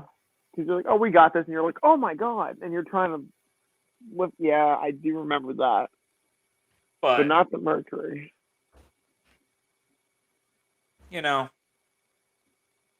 Should be interesting when I go in 4 days, 3 days, whatever it is at this point. Oh, it'll be very interesting. You'll see. Will I? I say this as... It's going to happen one way or the other. You'll see how it goes. I have never been less excited for a Disney trip in my life. I'm sorry. It's partially because of the COVID restrictions. It's partially because of the changes. And now, I don't fully agree with everything that went on with FastPass Plus, but my wife got really, really used to planning out her world, and now not being able to plan out her entire trip has her on edge, so therefore I'm on edge. It's all, I think once you get used to it again, not planning your whole trip is a wonderful, wonderful, wonderful thing. It absolutely is. I just wish there was a way to do it without my phone. Well, that's the part of the problem. Yeah. Even planning your day as you go, they've eliminated the whole we'll go here, I'll go there. Well, look, you know what I miss? You guys don't know what I mean. I miss seeing people with the park map in front of them because they didn't have it on their phone to play while they waited in And line. it's like, no, They're standing there. Yeah. Okay, guys, well, we got to go this way. And knowing, I'll Oh, tell you we're what. right here, right now. We're right here. That's how I know the best way to go through the parks is I looked at those maps all the time as a kid, even when we weren't there. I just looking at park maps. There's I a whole still book. pull them By out the in way, line. they have a whole book of park maps available. Disney published a book of park maps all over the world. I one day want to get my hands on it because I like park maps. I still do. No, park maps are phenomenal. Wait, does it open up into a giant park map? I don't know. I don't have the book. Just like a coffee table book about coffee tables? It might. I don't know. Is it a book about park maps that when you open it up, it actually is a giant park map? Yes. It's the size of my living room because it's covering all of the parks. Bruce, that is one hell of a Kramer idea. It is a great. I love it. Book it. Yeah, I love my park. I even get a park map when I go to Horror Nights, where I don't need no stinking park map. And see, here's you know what, Bruce, Dozer, I completely agree with you in the sense of going down without your phone because, like, even though I had a great time during the social media event blitz of like taking all the photos and posting and hashtagging, I enjoyed it, but it was tough because I wanted to actually just enjoy being there versus actually just like snap, snap, snap, snap, snap, snap, snap, snap, snap. Oh, fireworks, snap, snap, snap, snap, snap. Oh, yeah, fireworks, snap, snap. Like, it's just like, that's why, like, when I did Rise of the Resistance, I promised myself, look, I will take as many photos up until the interrogation scene, spoilers, interrogation scene with Kylo Ren. I will take as many photos up until that point. And until that moment, I'm phone off. I'm just enjoying the immersiveness because, like, I didn't want to miss a thing. Once you're in an attraction, the moment I'm in an attraction, I don't want my phone out. I don't want to be recording. I don't need to. Everyone else is. You can find all videos and everything you need online. Everyone else does it for you. Yeah. And then just enjoy it. Now, I will say this. When you're in line, obviously it's ingrained in us, we all kill time on our phones. But I didn't mind it when I went down. I open up, I'm looking through, I'm just checking wait times while we're there, which were never accurate to bounce around. That's the only good thing I used it for. But I agree with you. Having to Genie Plus, having to have this on your phone. Well, what does Genie recommend I do next? Genie shouldn't have to recommend it. Well, just go and have fun. I don't mind the concept of having Genie Plus on my phone or whatever. It's the fact when I pick up my phone, there's the chance I could pick it up and I could see a work. Yes. Or I could see I missed a call from work that I didn't need to take. But now I'm sitting there and I'm back in the real world for even 5 seconds. And, we built an entire park in Florida. We bought the island of Manhattan in Florida so that we could separate the real world from these parks. And now you're giving me something that connects me directly back to the real world. And I need to use it in your park on a daily basis. I know. That is my problem. I don't mind the technology of sitting there having something to tell me where to go. I do to an extent. Again, this is how it is. Unfortunately, it's needed for a lot of people, first timers. But I don't like being shackled to I better check the wait times around us. I have a Chapek of an idea. Isn't now so it's bad, cheap, inexpensive, so only do you make money on it? Hold on. Rent a phone, I guarantee it. Is My Disney Experience a free app to download? Yes. $29.99. Wait, I have to pay $29.99 to download to pay $15 to. Yep. Fuck Chapek. That would be. But here's the thing. See, you want to either be immersed without your phone. You don't have to pay the $30 then. But if you want all the perks of getting the Genie Plus. Yeah, but here's the problem with that. They've made that again almost necessary to do it. But on top of that, listen, it is a chapek of an idea. You're already pushing your loyal guests to their limit. That would push them overboard. Yeah. You would start losing guests. Do it then, because then we realize what kind of a person Chapek is, and get him We out. we don't need that. We already know what kind of person Chapek is.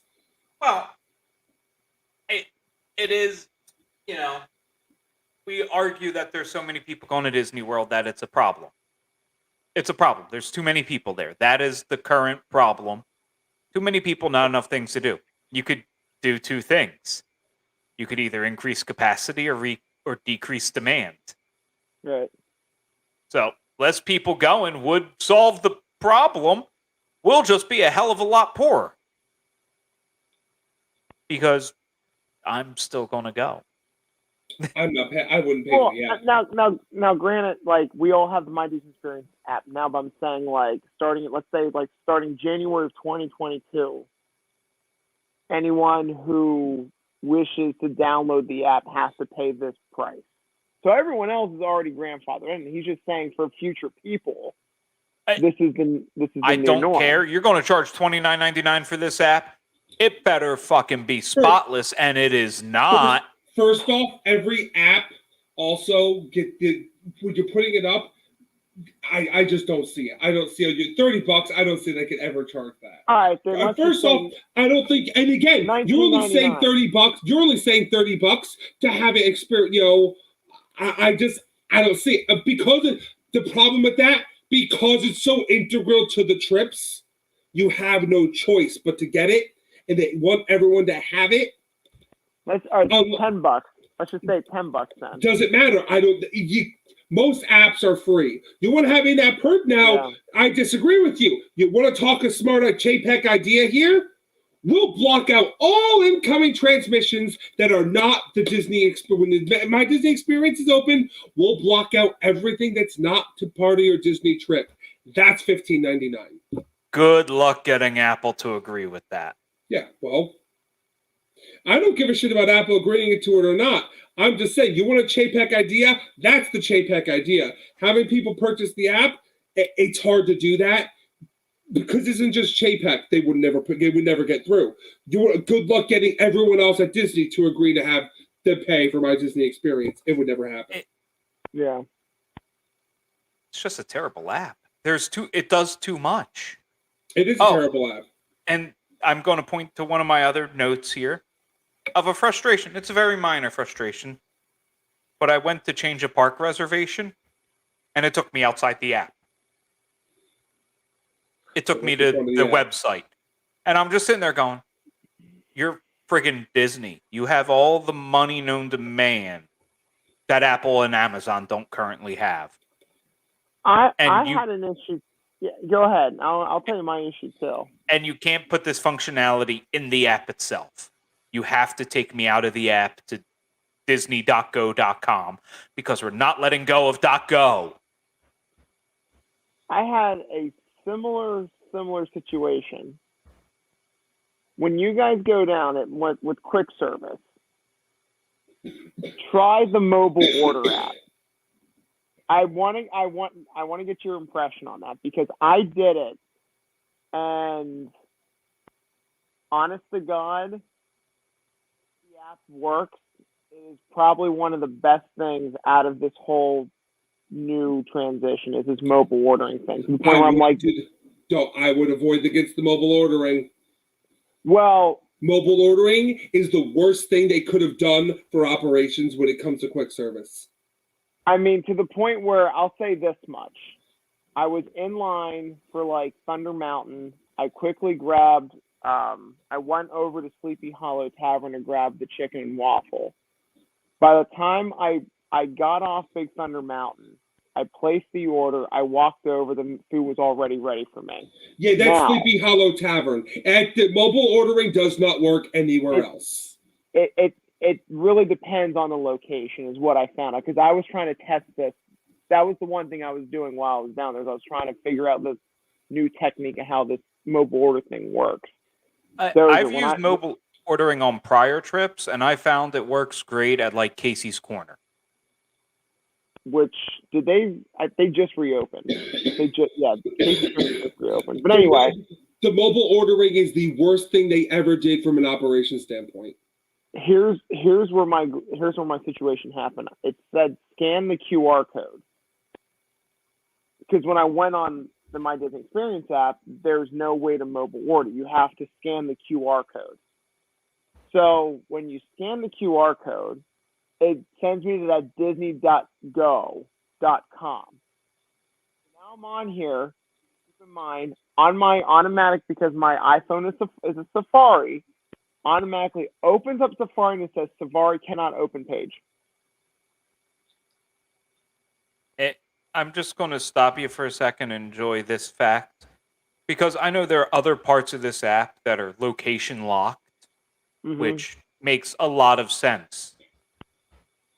Why can I order a hot dog at Casey's Corner right now in Virginia? It's ridiculous. Why is this not location locked?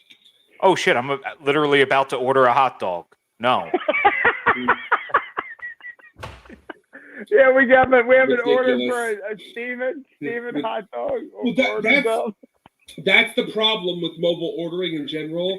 But at the parks, mobile ordering from the operation standpoint was one of the worst things they did. It is terrible. It backlogs everything. Because also, most people are mobile ordering, you get stuck.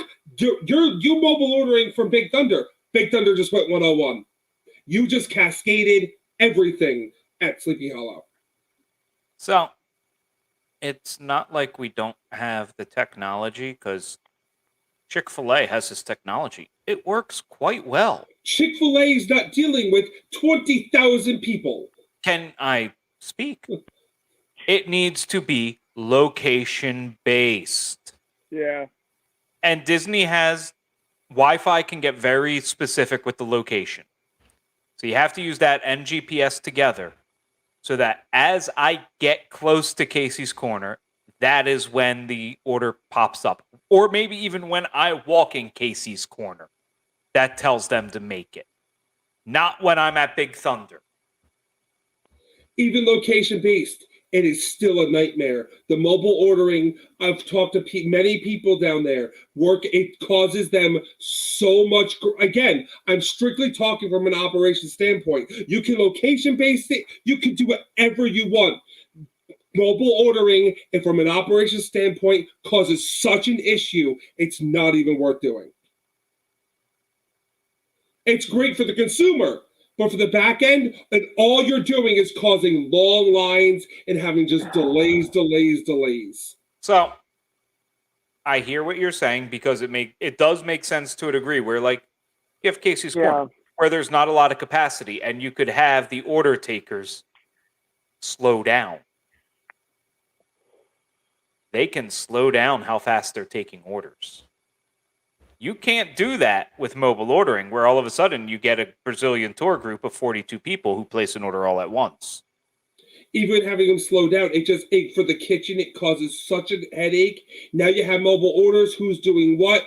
Unless even when you're dedicating part of it. When we were last down there, that mobile ordering, it was an absolute travesty what it was like at Harbor House. You know what they should do? They should make it. I know it's like essentially the same. It could be the same thing. I'm just thinking, like, wouldn't it be great to just go up to Skipper's Canteen and do a mobile order, and actually it's just like curbside pickup, and they just bring out the food. You get a little doggy back there. Here you go. You can go back to your hotel then and just like hang out and eat food. Like, wouldn't that be nice? The food is not why I eat at Skipper's Canteen. No, I'm just saying, just using that as an example. Or the food is why no one so eats at Skipper's Canteen. Hollow. It's not the worst food in Magic Kingdom. What? Cosmic Rays still exists. They have some banging cheeseburgers over there. Some Plaza still exists at Pinocchio's Village House. You're welcome. People freaking love Plaza. I don't know what it is, but like the Disney file world loves Plaza. You know why? Because that's what Figaro fries are now. They just don't call them Figaro fries anymore. What do they call them over there? I forget the name. They might have, again, pre-COVID might have taken them away. Can't vouch for that. But Figaro fries were at the Plaza the last time I looked. So I did end up actually with one reservation while I'm in Disney. Yeah. One dinner reservation, and I have a reservation at the Hollywood Brown Derby. Nice. Because my options were that or Mama Melrose, and You chose right, sir. my grandmother does not let me pay $20 for pasta. I've had some great meals at Mama Melrose, and I've had some of the worst meals at Disney property at Mama Melrose. Such a hit or miss place, but Brown Derby, that's the way to go. Pizza Planet Pizza. The What cardboard is- pizza? You mean Rizzo's Pizza? Yeah, Rizzo. Well, that now. Pizza Rizzo, is that the name of it? I think so. Yeah. Look. And then the tagline says the best pizza on the planet. That's the tag. The best pizza on the planet. An homage. Look, I'm just going to say two of the worst restaurants on property are Italian. Mama Melrose and Tony's Town Square. Oh, come, give Everybody me a break hates here. Tony's. No, I love Tony's. Tony's is good. Oh, come on, give me a break. My in-laws, when they went down with my nephew and my sister-in-law, the four of them, they actually had a really, really, really good meal at Tony's. I was surprised because when they told me they were going to Tony's, I thought the same thing goes. Where I was like, "All right, you guys have fun. Have fun." Tony's has gotten a lot better. Again, got to go back at least 2 years. That the last time I was there, Tony's had gotten a hell of a lot better than it was. Now, listen, back in the day, there's no doubt about that. Mama's and Tony's bottom of the barrel. Well, Right. and it probably comes down to what every true Disney food fan tells you. It's not the restaurant. You got to follow the chefs. And they If your change so favorite often, if your you know. favorite restaurant is Citricos and you hear that chef has suddenly moved to Narcoossee's, guess what? You're going to Narcoossee's now. Goosey's, yeah. They change hands so often now. I gotta tell you, you know where I was really disappointed? 50s primetime. So, I am going by the app. Right now, 50's prime time is listed as a quick serve.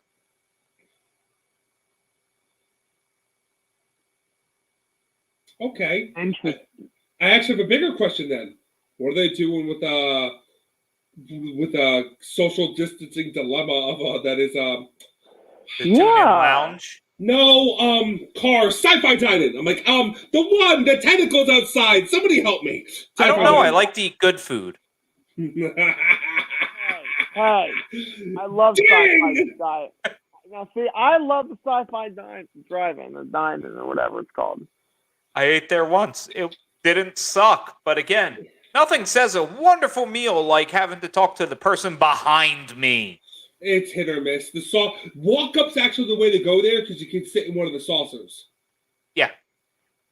Oh, Liz and I, we had a couple's car. It was just a 2-seater car. By the way, for those who are unaware, the saucers are just tables under umbrellas. They're wonderful. They are. They are. But the cars, nothing says, oh, yes, I'm trying to have a conversation with the 4 people at my table, 2 of whom are behind me.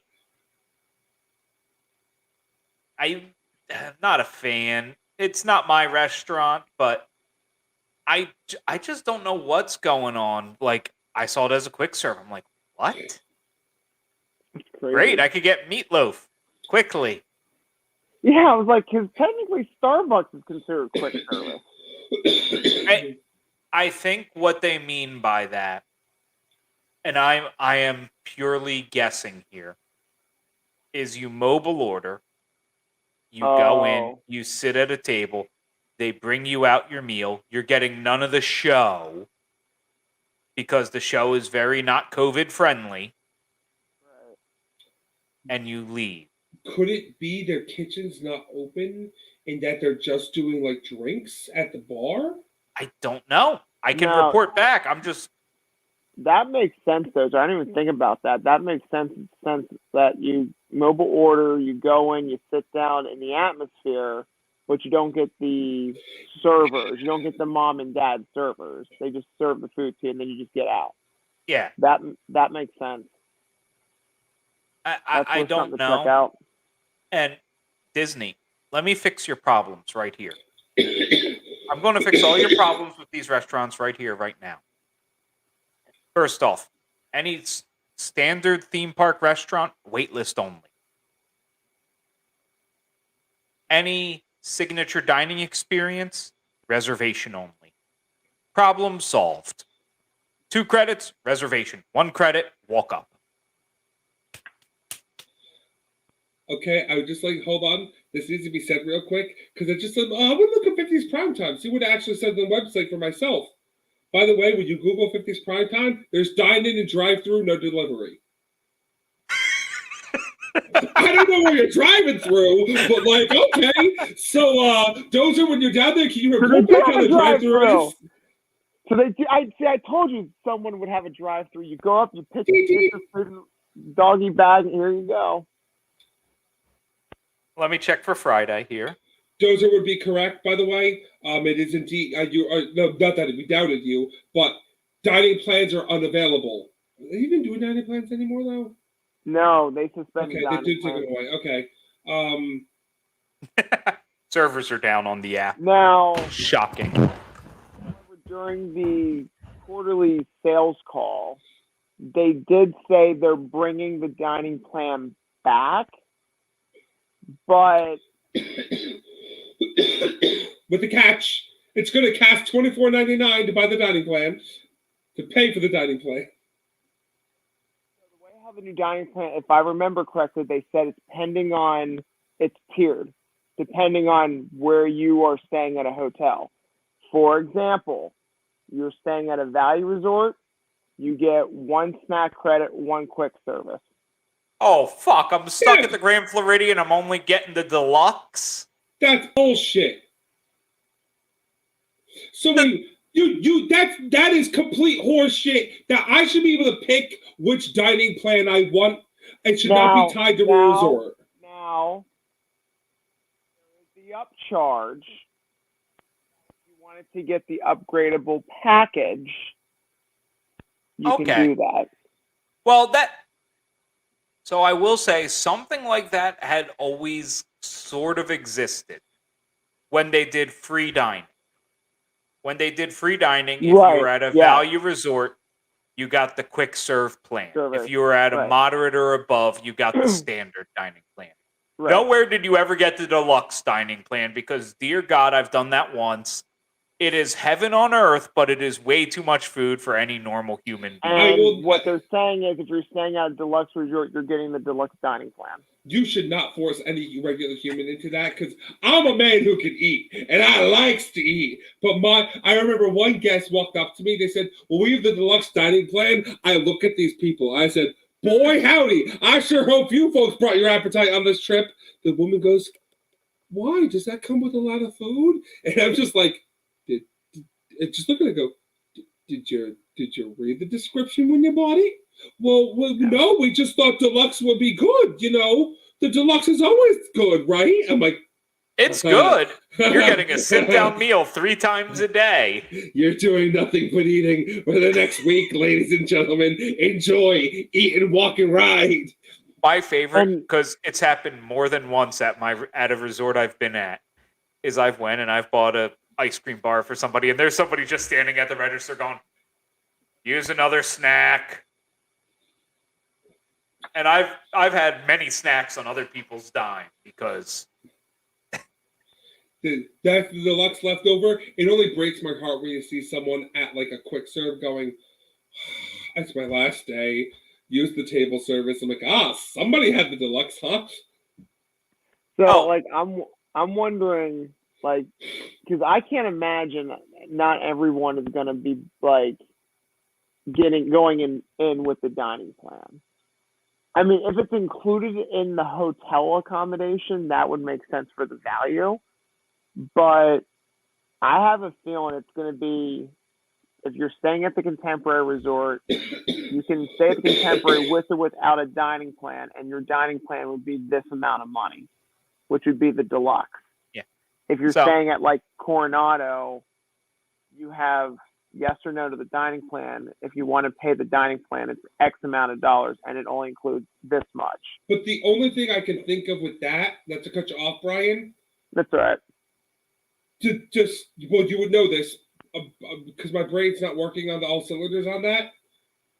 Just like the deluxe resorts, they all have a signature. Do they all have a non-signature as well? No. That's it right there. You can continue, but that's it. That's what's going on right there. Yeah. Because think about it. That's why they have the plans the way they are. It's about the eating at your resort.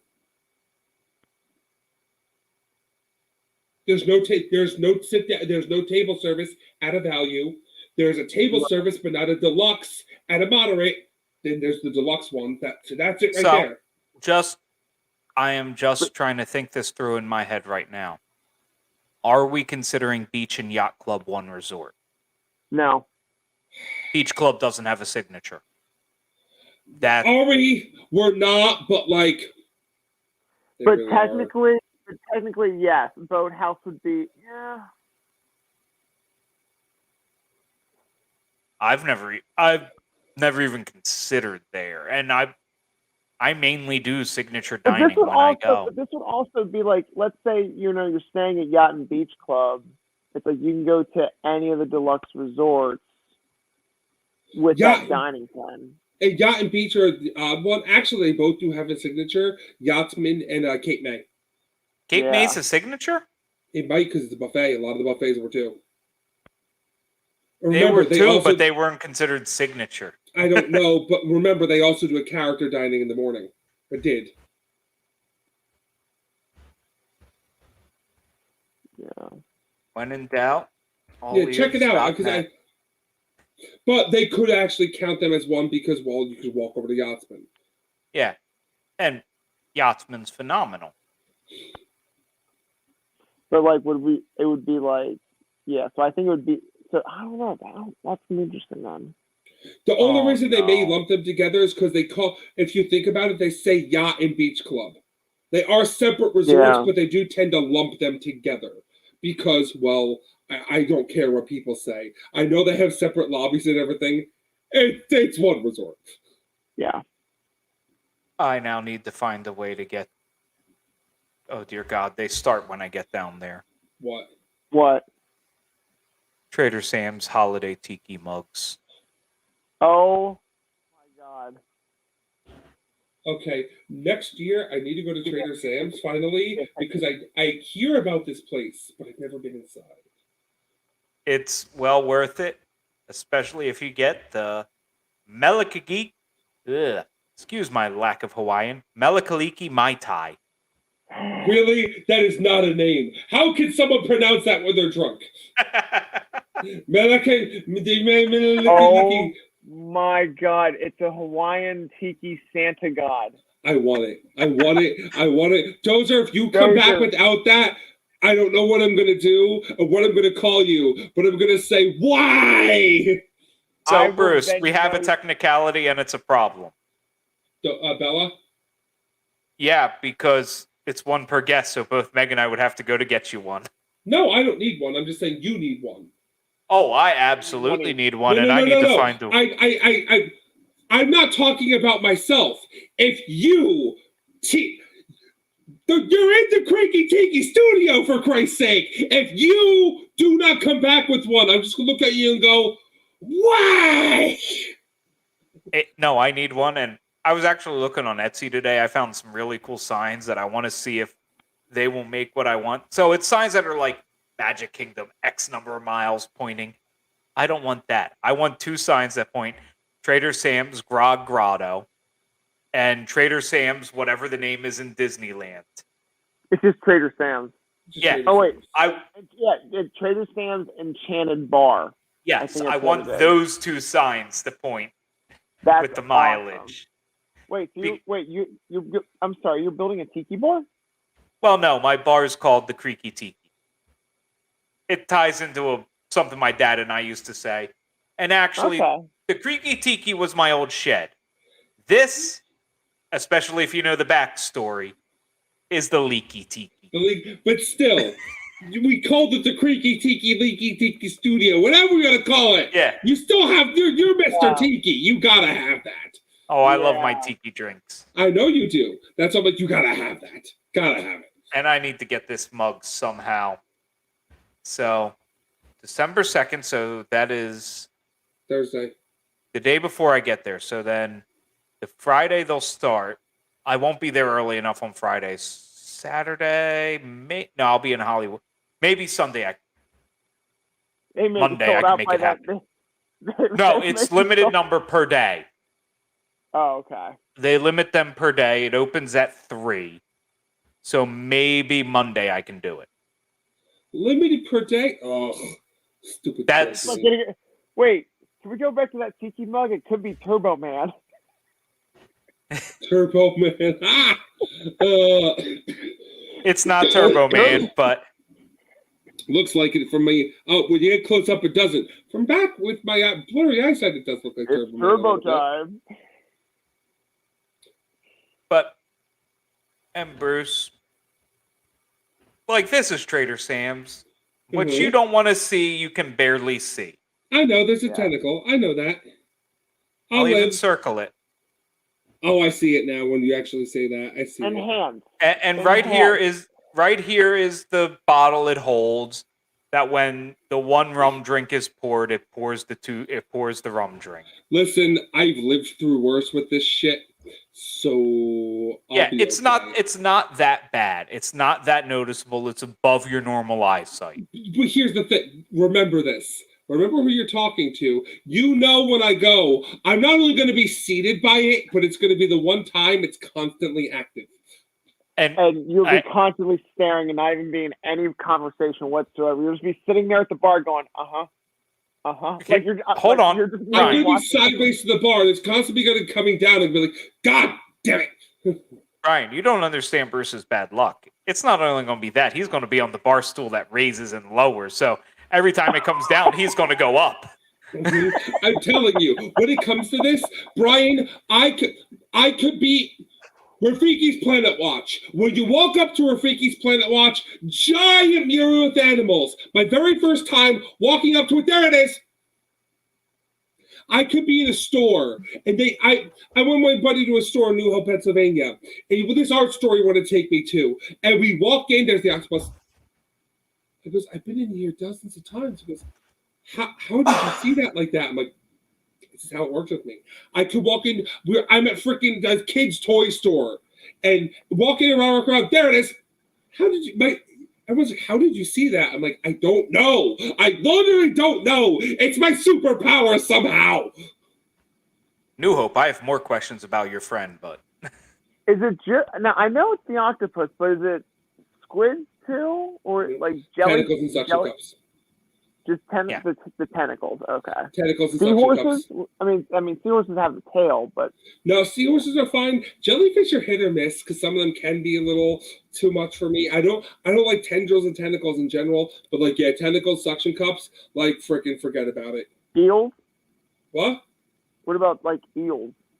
they don't have Eels are suction cups. They don't have suction cups. It's Plus- one long. Any kind of nautilus, Starfish? any kind of what? Starfish. I don't know what a dartfish is. Starfish, Starfish. like Starfish. Patrick. Ooh, the undersides can be a hit or miss. I do not need to see a starfish eating. No, thank you. So Starfish, it depends on the breed. it's very much not a good thing that the World Science Organizations have recently decided that octopuses are sentient beings. What? They're sentient.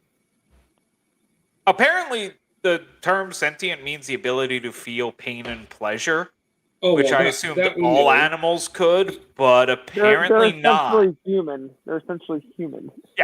We're moving. They're coming for me. Where are you moving to? Oklahoma? A mountain. I don't care. But when they come for me, I'm gonna be ready.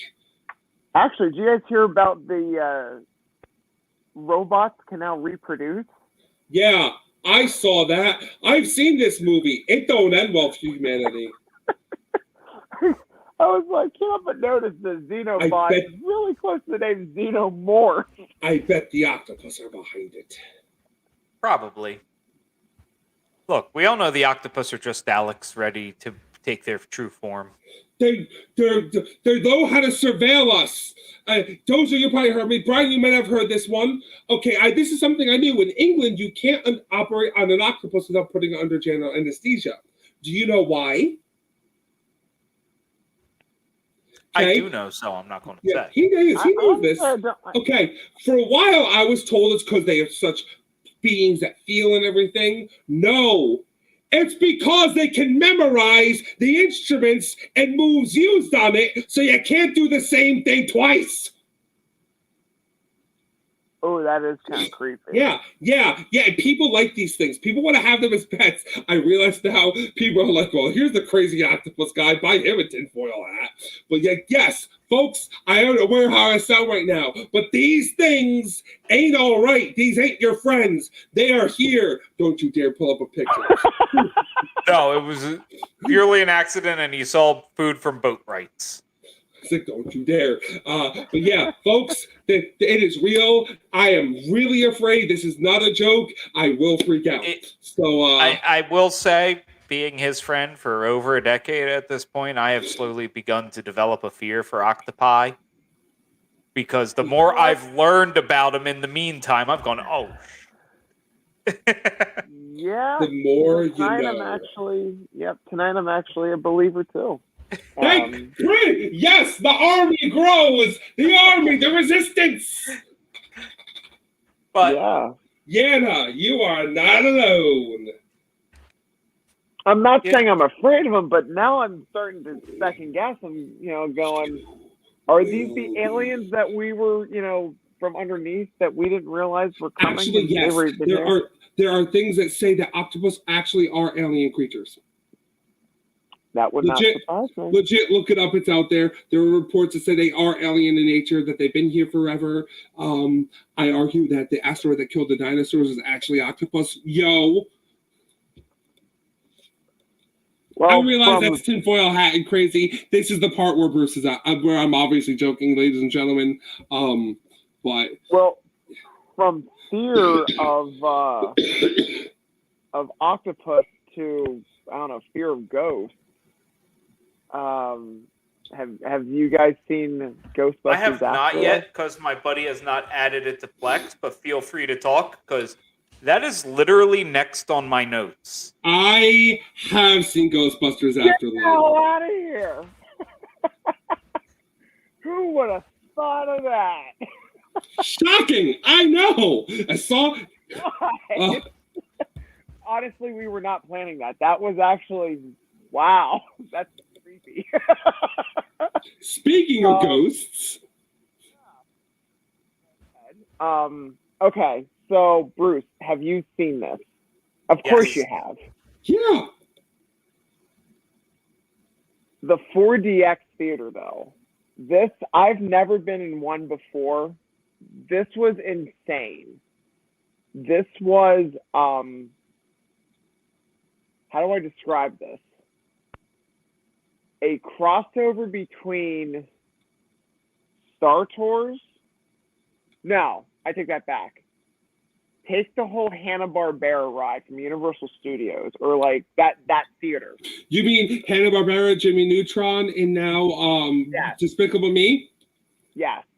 All right. You know how big that screen is, and how it's all in fours, and how you look like you're in a movie theater. Mm-hmm. 2 hours and 20 minutes of that.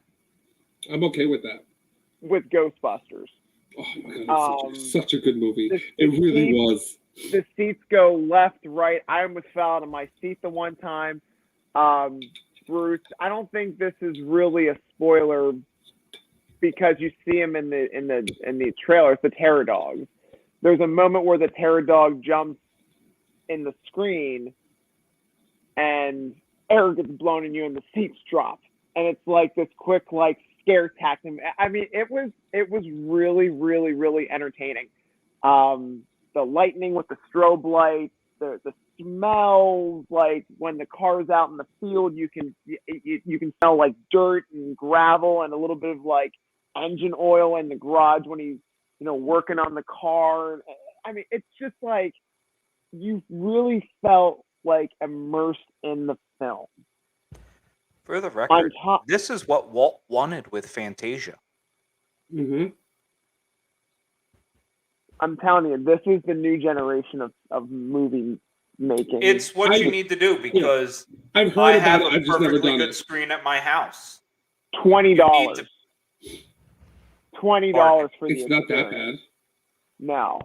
Average ticket price is what, $15, $16 for an extra $4. You get to. I don't know how you can sit and have popcorn in these seats though, but there's cup holders there. There's a button where you can have the water sensor spray off or on with water getting sprayed in your face. Like it's like, and the way how they did this too, they gave us a trailer of what you're going to experience in this 4DX experience. And I'm going, if this movie is half as good or twice whatever of that trailer that I just got, this movie's going to be amazing. I think a lot of this will come down to who ends up having to program this and how good it is. Yeah. Because if it's the theater chains or whoever's running the program, having to program it, it'll be hit or miss.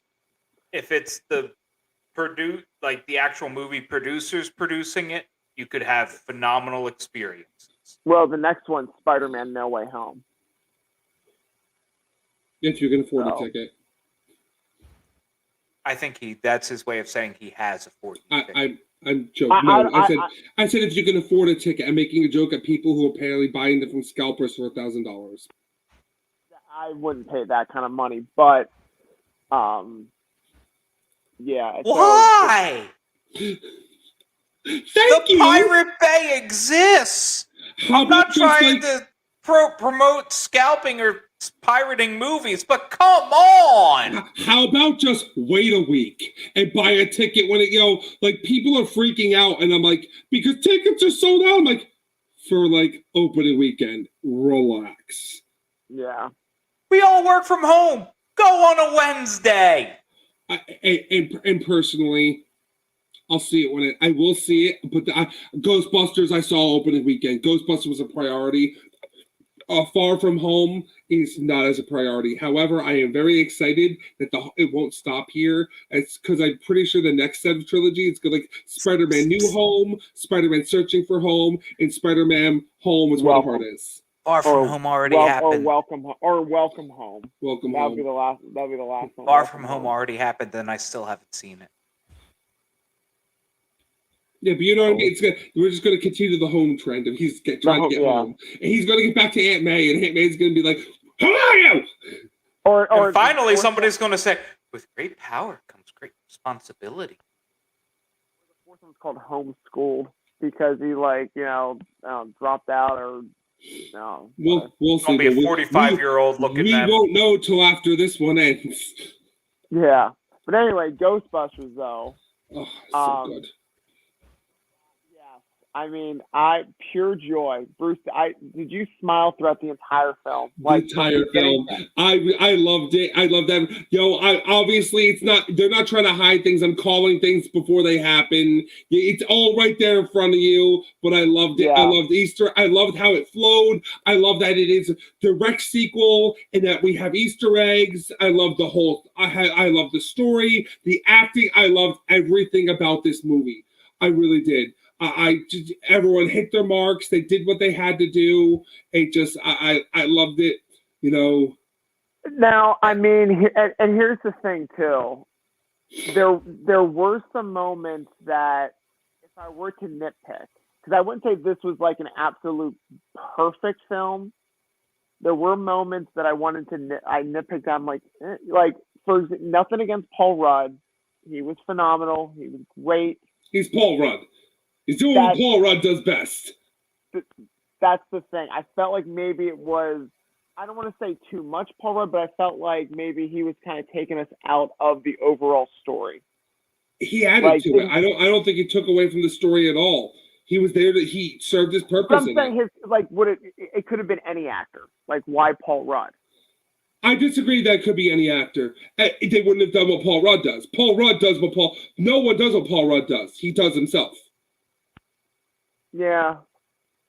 That's his style. Yeah. That's Yeah, nothing else. true. He was playing. He was believable as the character, but that's his brand. That's his style. That's what he does. Yeah. But because it's no different than Bill Murray, Dan Aykroyd, Ernie Hunt. It's no different than any of them.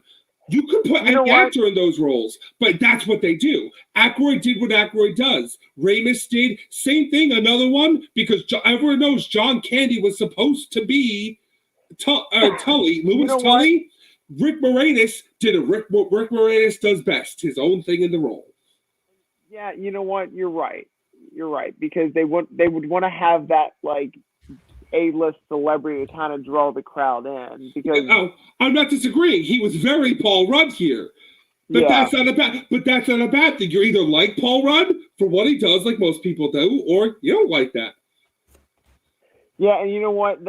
He would be, because if it's not, I'll put it this way: if it wasn't Paul Rudd, the run-ups would be like in that group of like Jason Segel or Lee, Seth Rogen, the James Francos, like that whole group, like the knocked up 40-year-old virgin Jonah Hill, like those group guys, because they would all kind of have that same similar like fanboyish charm of like, oh, killer replica and all. Yeah, and any of them would have done it perfectly, you know. But yeah, overall, that story was. There were a few moments where I'm like, okay, is this essential to the story? Maybe, or it's kind of dragging a little bit here or there. But every movie dips here and there. Honestly, though, it doesn't matter. It doesn't matter, because the last 30 minutes of this film makes up for the entire thing.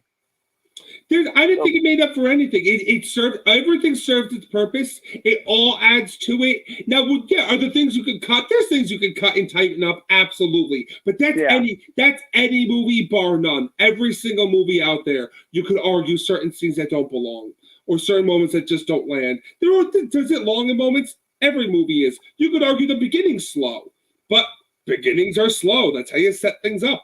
Oh God, that beginning was fantastic.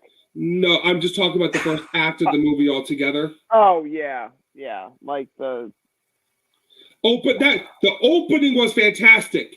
Opening, Act 1, Act 2, Act 3. Yeah, the whole thing was. It was well done, well crafted. It gave, unlike 2016, it knew what it wanted to do. It wanted to do a story. Look to the past. It had to do a sequel. It had to have all the Easter eggs. Everything had to have a moment. Certain lines in there. Who you're gonna call? Let me ask you this. Hypothetically, this came out. Well, all right. Here's how I feel about this. This is my opinion on this. The reason I think I was so relieved and joyful with this film is that film lacked what Disney tried to do with Star Wars for me. With the Force Awakens, The Last Jedi, and especially Rise of Skywalker, where Ghostbusters did what I wanted Star Wars to do, in the sense of nostalgia for the fans, for the story. But it's different in the sense that this is the third in a story. That was restarting its own. That was restarting a story. Where I don't disagree. That's what Star Wars should have done. Frankly, I'll say it till I'm blue in the face. You know, whenever Star Wars Episode 7, A New Hope, I don't care what it is. That's what it was. Call it what you will. It's A New Hope. Shut up. Yeah, like that's where I'm coming from. Is that like, you know, it's good. You know, create your own storyline, but still tie it into, because that's what this story, even though it was a sequel to the first film, it's still, however, though, for someone who hasn't seen Ghostbusters. Well, the first two films. Correct. For someone who hasn't seen the first two films, this is also a good starting point for a new franchise to begin. In my opinion. Obviously, we set up. Obviously, this is not a spoiler. There's two after credit scene, and one certainly sets up for a sequel. And I think we're going to get it. I think this is going to be a big enough hit. Oh, the kids in this film were fantastic. It was the Goonies. And more than that, there have been rumors for a while that a sequel to this was always going to happen, and a sequel to this was going to include 2016 in it. No, just give me a sequel with these kids. I don't care about 2016. There is a plan. That's what I'm getting at. There is a plan here that you can't say no when we have. It could be a multiverse coming. You could have a. Remember, there's nothing that says we didn't like Ghostbusters in 2016 because we just didn't understand what they were trying to do. Mm-hmm. But no, these kids are awesome. These kids are fantastic. I think acting good across the board. Even Finn Wolfhard, who's a very hit or miss actor with me, I think he's going to have a very tough time with roles coming up as he gets older. Because that was the other problem that I had with this too, is that he was good, but I'm like, was he necessary to play that role? Could that have been any other kid from Stranger Things? Because that's what I felt like. That's what I felt like they were. I don't know. Like it could not have been any other kid for Stranger Things because they all are different types, and not every kid would have fit the bill there.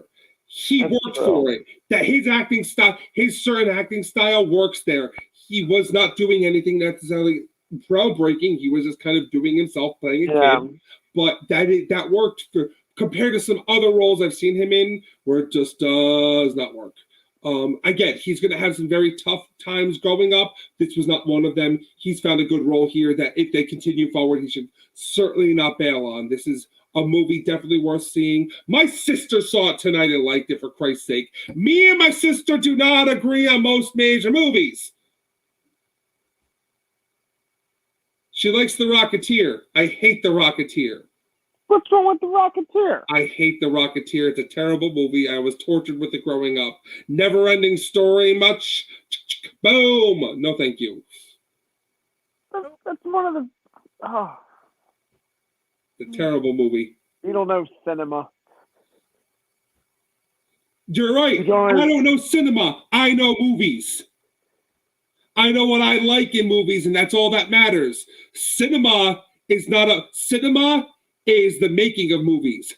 I like movies for entertainment value. I know what I like. Fair enough. Just because The Revenant was shot really, really well, a good movie don't make it. Yeah, honestly, him fighting a CGI bear, that didn't.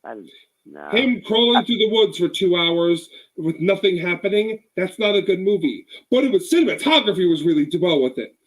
I don't know. I may not know cinema, but I know movies. I know what I like. So where do you rank Lord of the Rings? I like Lord of the Rings.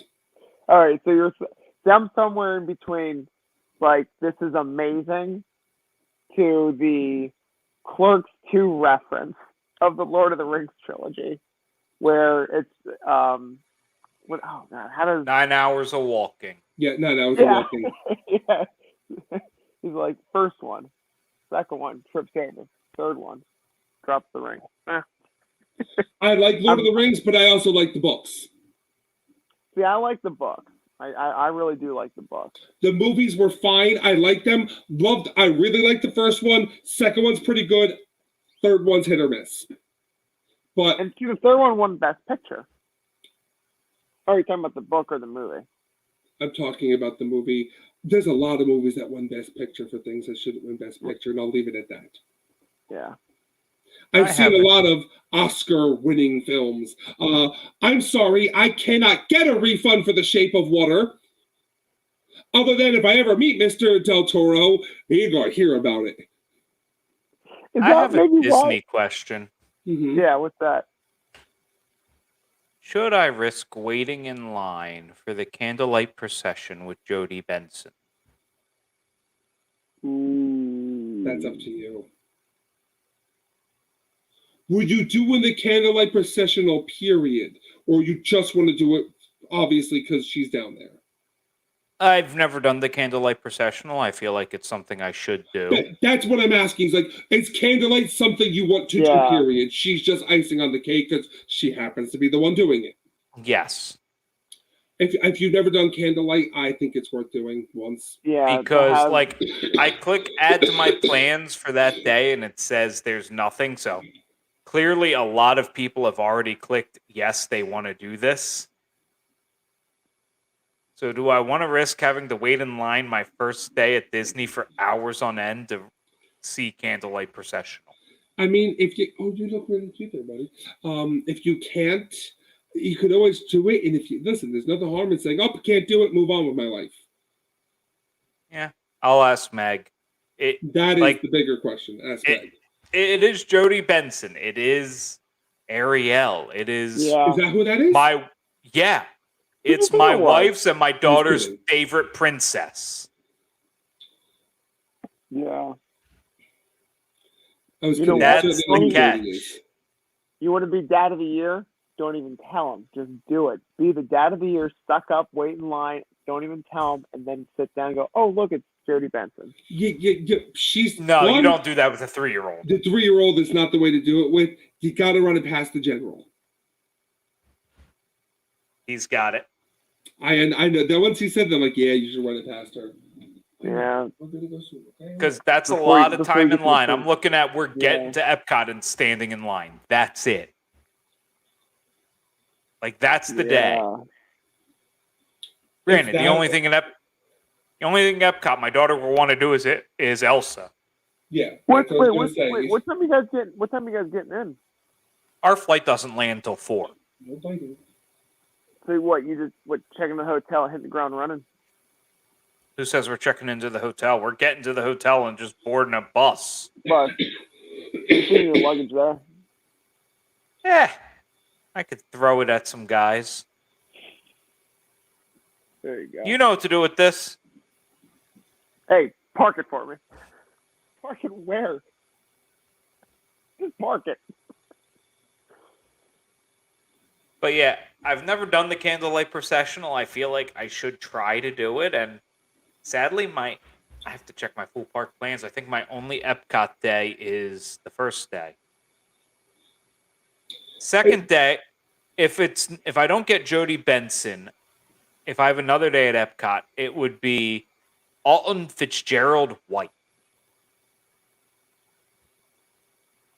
who my quick look up is Mufasa, Lion King, Broadway. Alton Fitzgerald White. The name sounds familiar enough.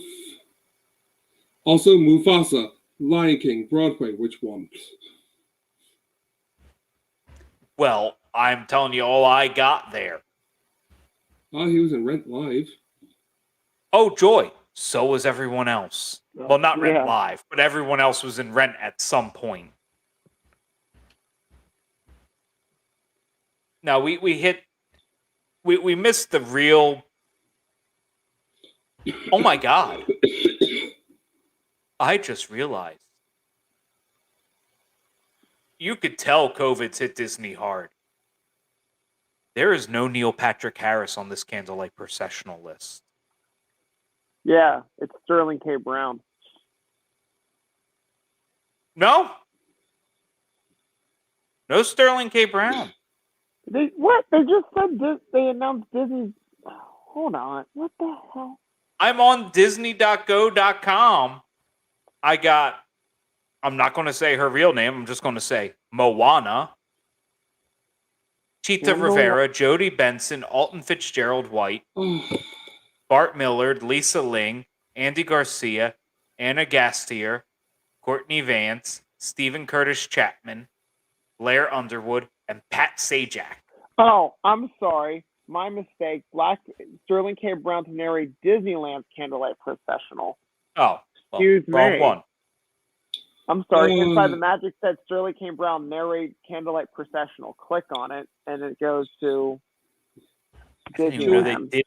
Jodie is good. I saw the name. I saw Cheetah do it. That's what got me there. Yes. My friend's like, I'm doing nothing. Do you want to candlelight procession? I'm like, I figured I'd see it at some point. She paused, and the next sentence is like, it's Cheetah Rivera. I'm like, I'm on my way. Yeah, no. I mean, Jodie she's Benson. It's kind of the odd thing of I always just miss Hanson at Eat to the Beat. Which, if you don't know, my wife's favorite band is Hanson. And the Hanson's back on The Masked Singer. She's been with Hanson the whole time. Like, I have like 10 albums of Hanson on my Amazon Drive. Good God.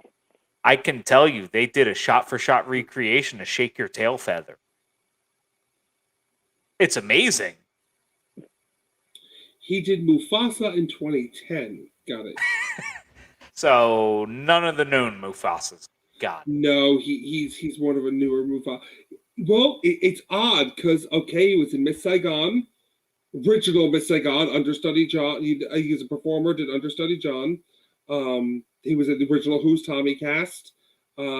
He's a replacement Mufasa. He was a replacement in Ragtime of Cole House. And then he was a replacement Mister in The Color Purple. Okay. The original run, not the revival. Because I was like, oh, I saw. Oh, no, I didn't. Maybe I did not see him then. Then why does his first Google thing say Mufasa? Like, that is not what I would have predicted. Because that was the most recent thing he did. And he could still be doing it for it's the cover of his book. Yeah, I see June 15th to 2010 to question mark, so he could be doing it for almost 10 years. Just give me Yeehaw Bob. I want Yeehaw Bob to do the candlelight procession.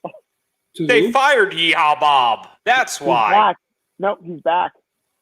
They brought him back because Port Orleans reopened up. Oh, now I have to go back to Port Orleans because I need to see more Yeehaw Bob. Yeah, they got rid of them. They brought a lot of them back. Anyone, when they were getting rid of them, they apparently told a lot of them, we're gonna bring you back. Like, once we can, we do plan on bringing you back. It's not all over. So does that mean we get pushed back? Push is dead. Get over it. Push was dead before this. No. Push has been dead for like a decade at this point. Push ain't coming back, buddy. I wish he would come back. We all like Push. But Push ain't coming back. Hey, here's the thing. I was hoping that this Galaxy's Edge would give me a push. I got no push out of Galaxy's Edge. Why would you think you were going to get Push out of Galaxy's Edge? The droids. They were talking about how they're talking about the droids going through, interacting with each other, and we got the droid, which I get that. I will repeat my question because Push was a known thing that existed before Star Wars Galaxy's Edge. Why did you think Push was going to be in Galaxy's Edge when it's non-Star Wars based? Because it was a robot that was. I know you can hope against hope. Good evening, kids. Fuck Jonathan. That I have heard the same. That was like 20 minutes ago. But I don't know who's a dick in real life, but they're a dick in real life. Jonah Hill. I am just now seeing all these comments because I am just. The interview with Heath Miller went great. That was my other show, which is the actual Such Good Shoot. Talk about that shit. And you know what? Wild. I hate to bring this to an end, but I do have a 3-year-old, and she is home tomorrow. Yeah, I also work in the morning. I'm not off tomorrow. I just looked at the time. And I think that's a great endpoint. I looked at the time. I've been meaning to say something, but we're having so much fun. Yeah. So, you know what? We'll see y'all the next time. See you real soon. Mm-hmm. Bye. Bye, y'all.